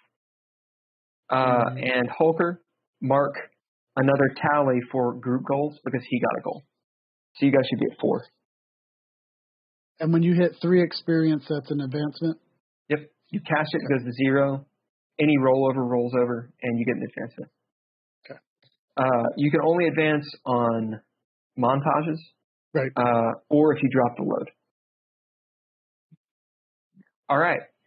Our group goals are now at 4. So you guys are a third of the way there for a group advancement. All right. If you need to recalibrate your major and minor goals, let me know. We can do it over Discord, just so it's in line or whatever. This is kind of what happens. Usually you'll hit like a couple goals. The adventure kind of gets bigger and bigger, and then you have lots of things to do, and you start accomplishing them because you have so much to do. So I think you guys are at a pretty good spot. Is everybody good for next Monday, or do we have out next Monday? Someone? I'm not going to be there next Monday. You won't be here next. Okay. All right. I thought that was this week. I'm glad you were here this week. Yeah. Right. It will make sense. We'll have an in-game reason why Leah is separated for some reason. She's going to the hotel to do what. That's right. Actually, that is literally what it was going to be. It was going to be Mariah drops that, and Leah's like, "We're out, bitch," and like they go off. That's what it originally was going to be. So that may be what it is. Lil Gotham says, "Great getting to tune in for the night." Hell yeah! Thank you, Lil Gotham, for showing up and always being here and rocking and rolling. Thank you. I do have a question. I do have a question for Lil Gotham. Have you noticed the channel points? Are you getting channel points? Does it allow you to use them? Because I set them up to be able to do different things. I don't really understand how it works. Right. If you, I think they're free as you sit in the chat. I think, and then because you're a subscriber, you get more. I don't know. I'm just learning the Twitch stuff. But hopefully, I've been accruing them for a long time. How many do you have? You probably know more about how it works than I do. No idea. But as we get better at it, we'll have different things that you can do. But before you didn't have anything. Yeah, I didn't have anything to spend them on. Anyway, so I figure now that you can do. Basically, it gives you extra pips, extra narrative points to give to us. You can tell us to drink water. You can tell us to sit up straight. And I just did some easy ones, but I need to figure some other ones out.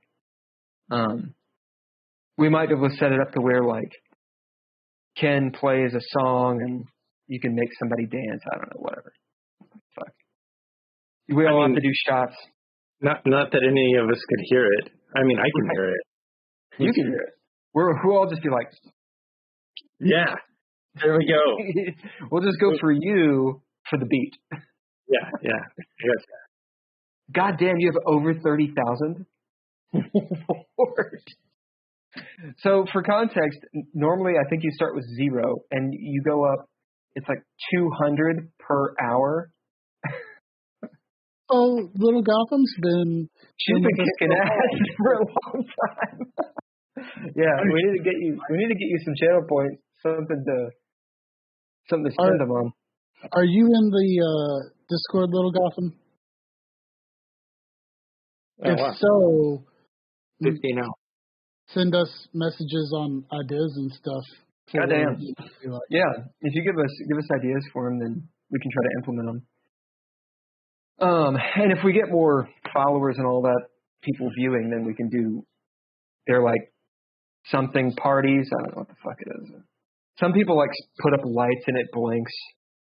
I don't know. Anyway, we can figure that out. Yeah, jump on the Discord if you get a chance. I can give you send you a link really quick. Sorry, guys. Give me a second. I do want to thank. I played a lot of music from Mr. Interrupt tonight, and I sort of mixed it up back and forth with all lowercase letters and Mr. Interrupt, and I'm still kind of getting the feeling of everything, but I'm trying to go along with what's happening in the scene and then come back, when it's a little lighter, play some lighter music. So if you guys rewatch the stream, you'll notice that there's I still haven't figured out to get us to hear it. I mean, it would be neat if we kind of felt the vibe happening, but really we might be able to do it through Discord.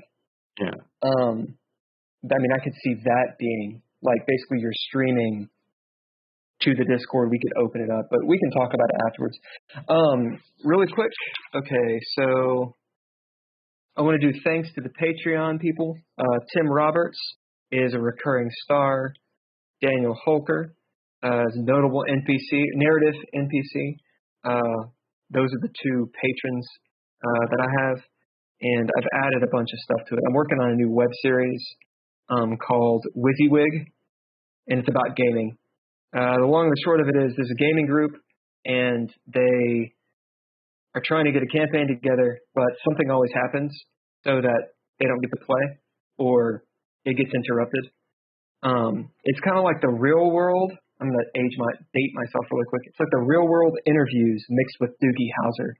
So there's a main guy who's a rookie who is writing the session notes at the beginning. And then as he talks about the adventure or whatever, or the non-adventure, there's little interviews with each of the dumb characters.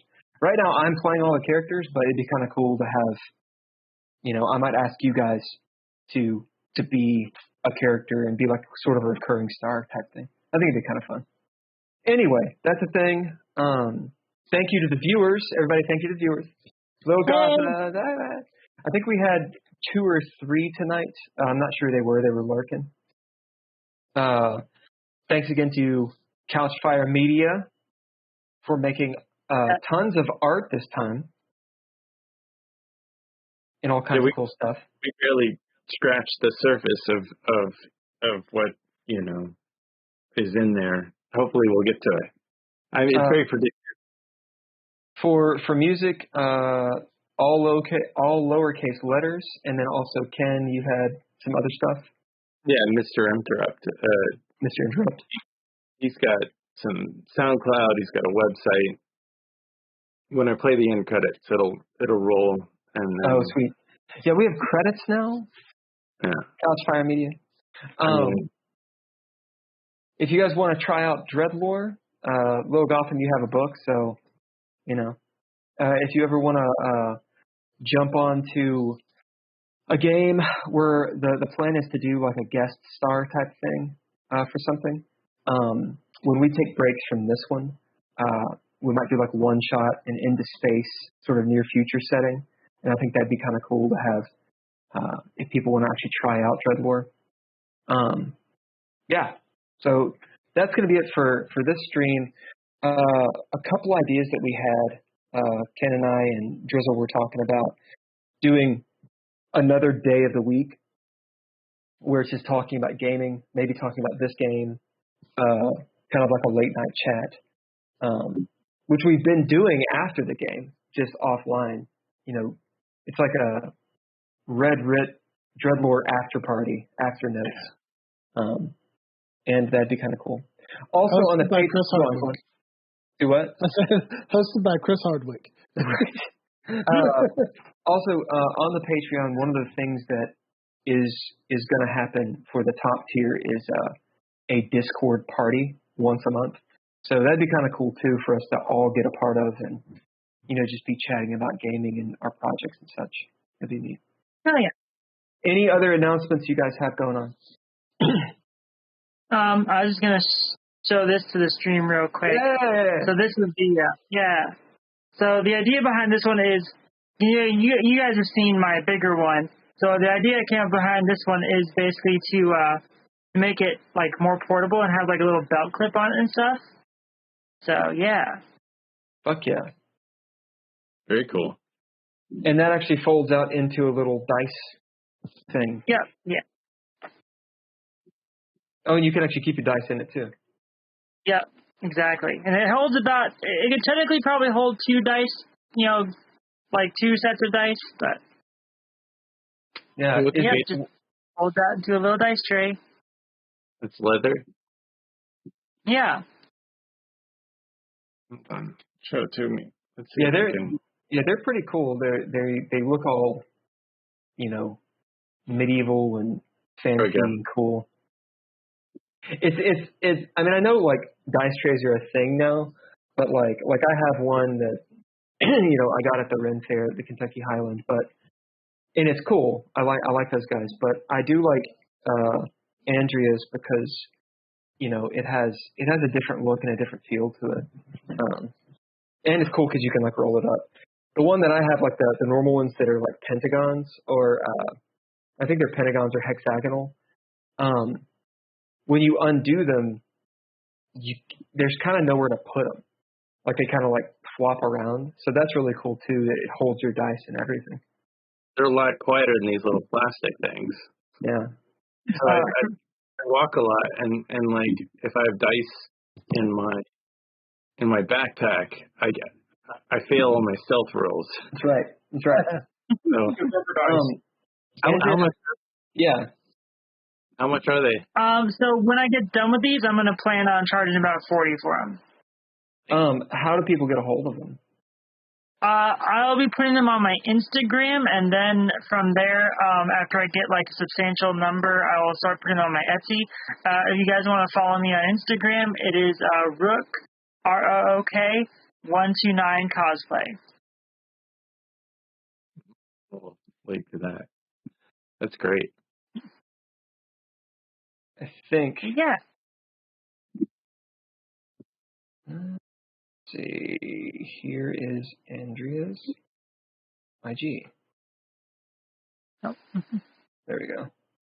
Rook 129 cosplay. Okay. Awesome. Cool. Anything else? All right. Everybody say bye. Thank you, everybody. Bye-bye. We will be back next Monday at 7 and rocking and rolling. Bye.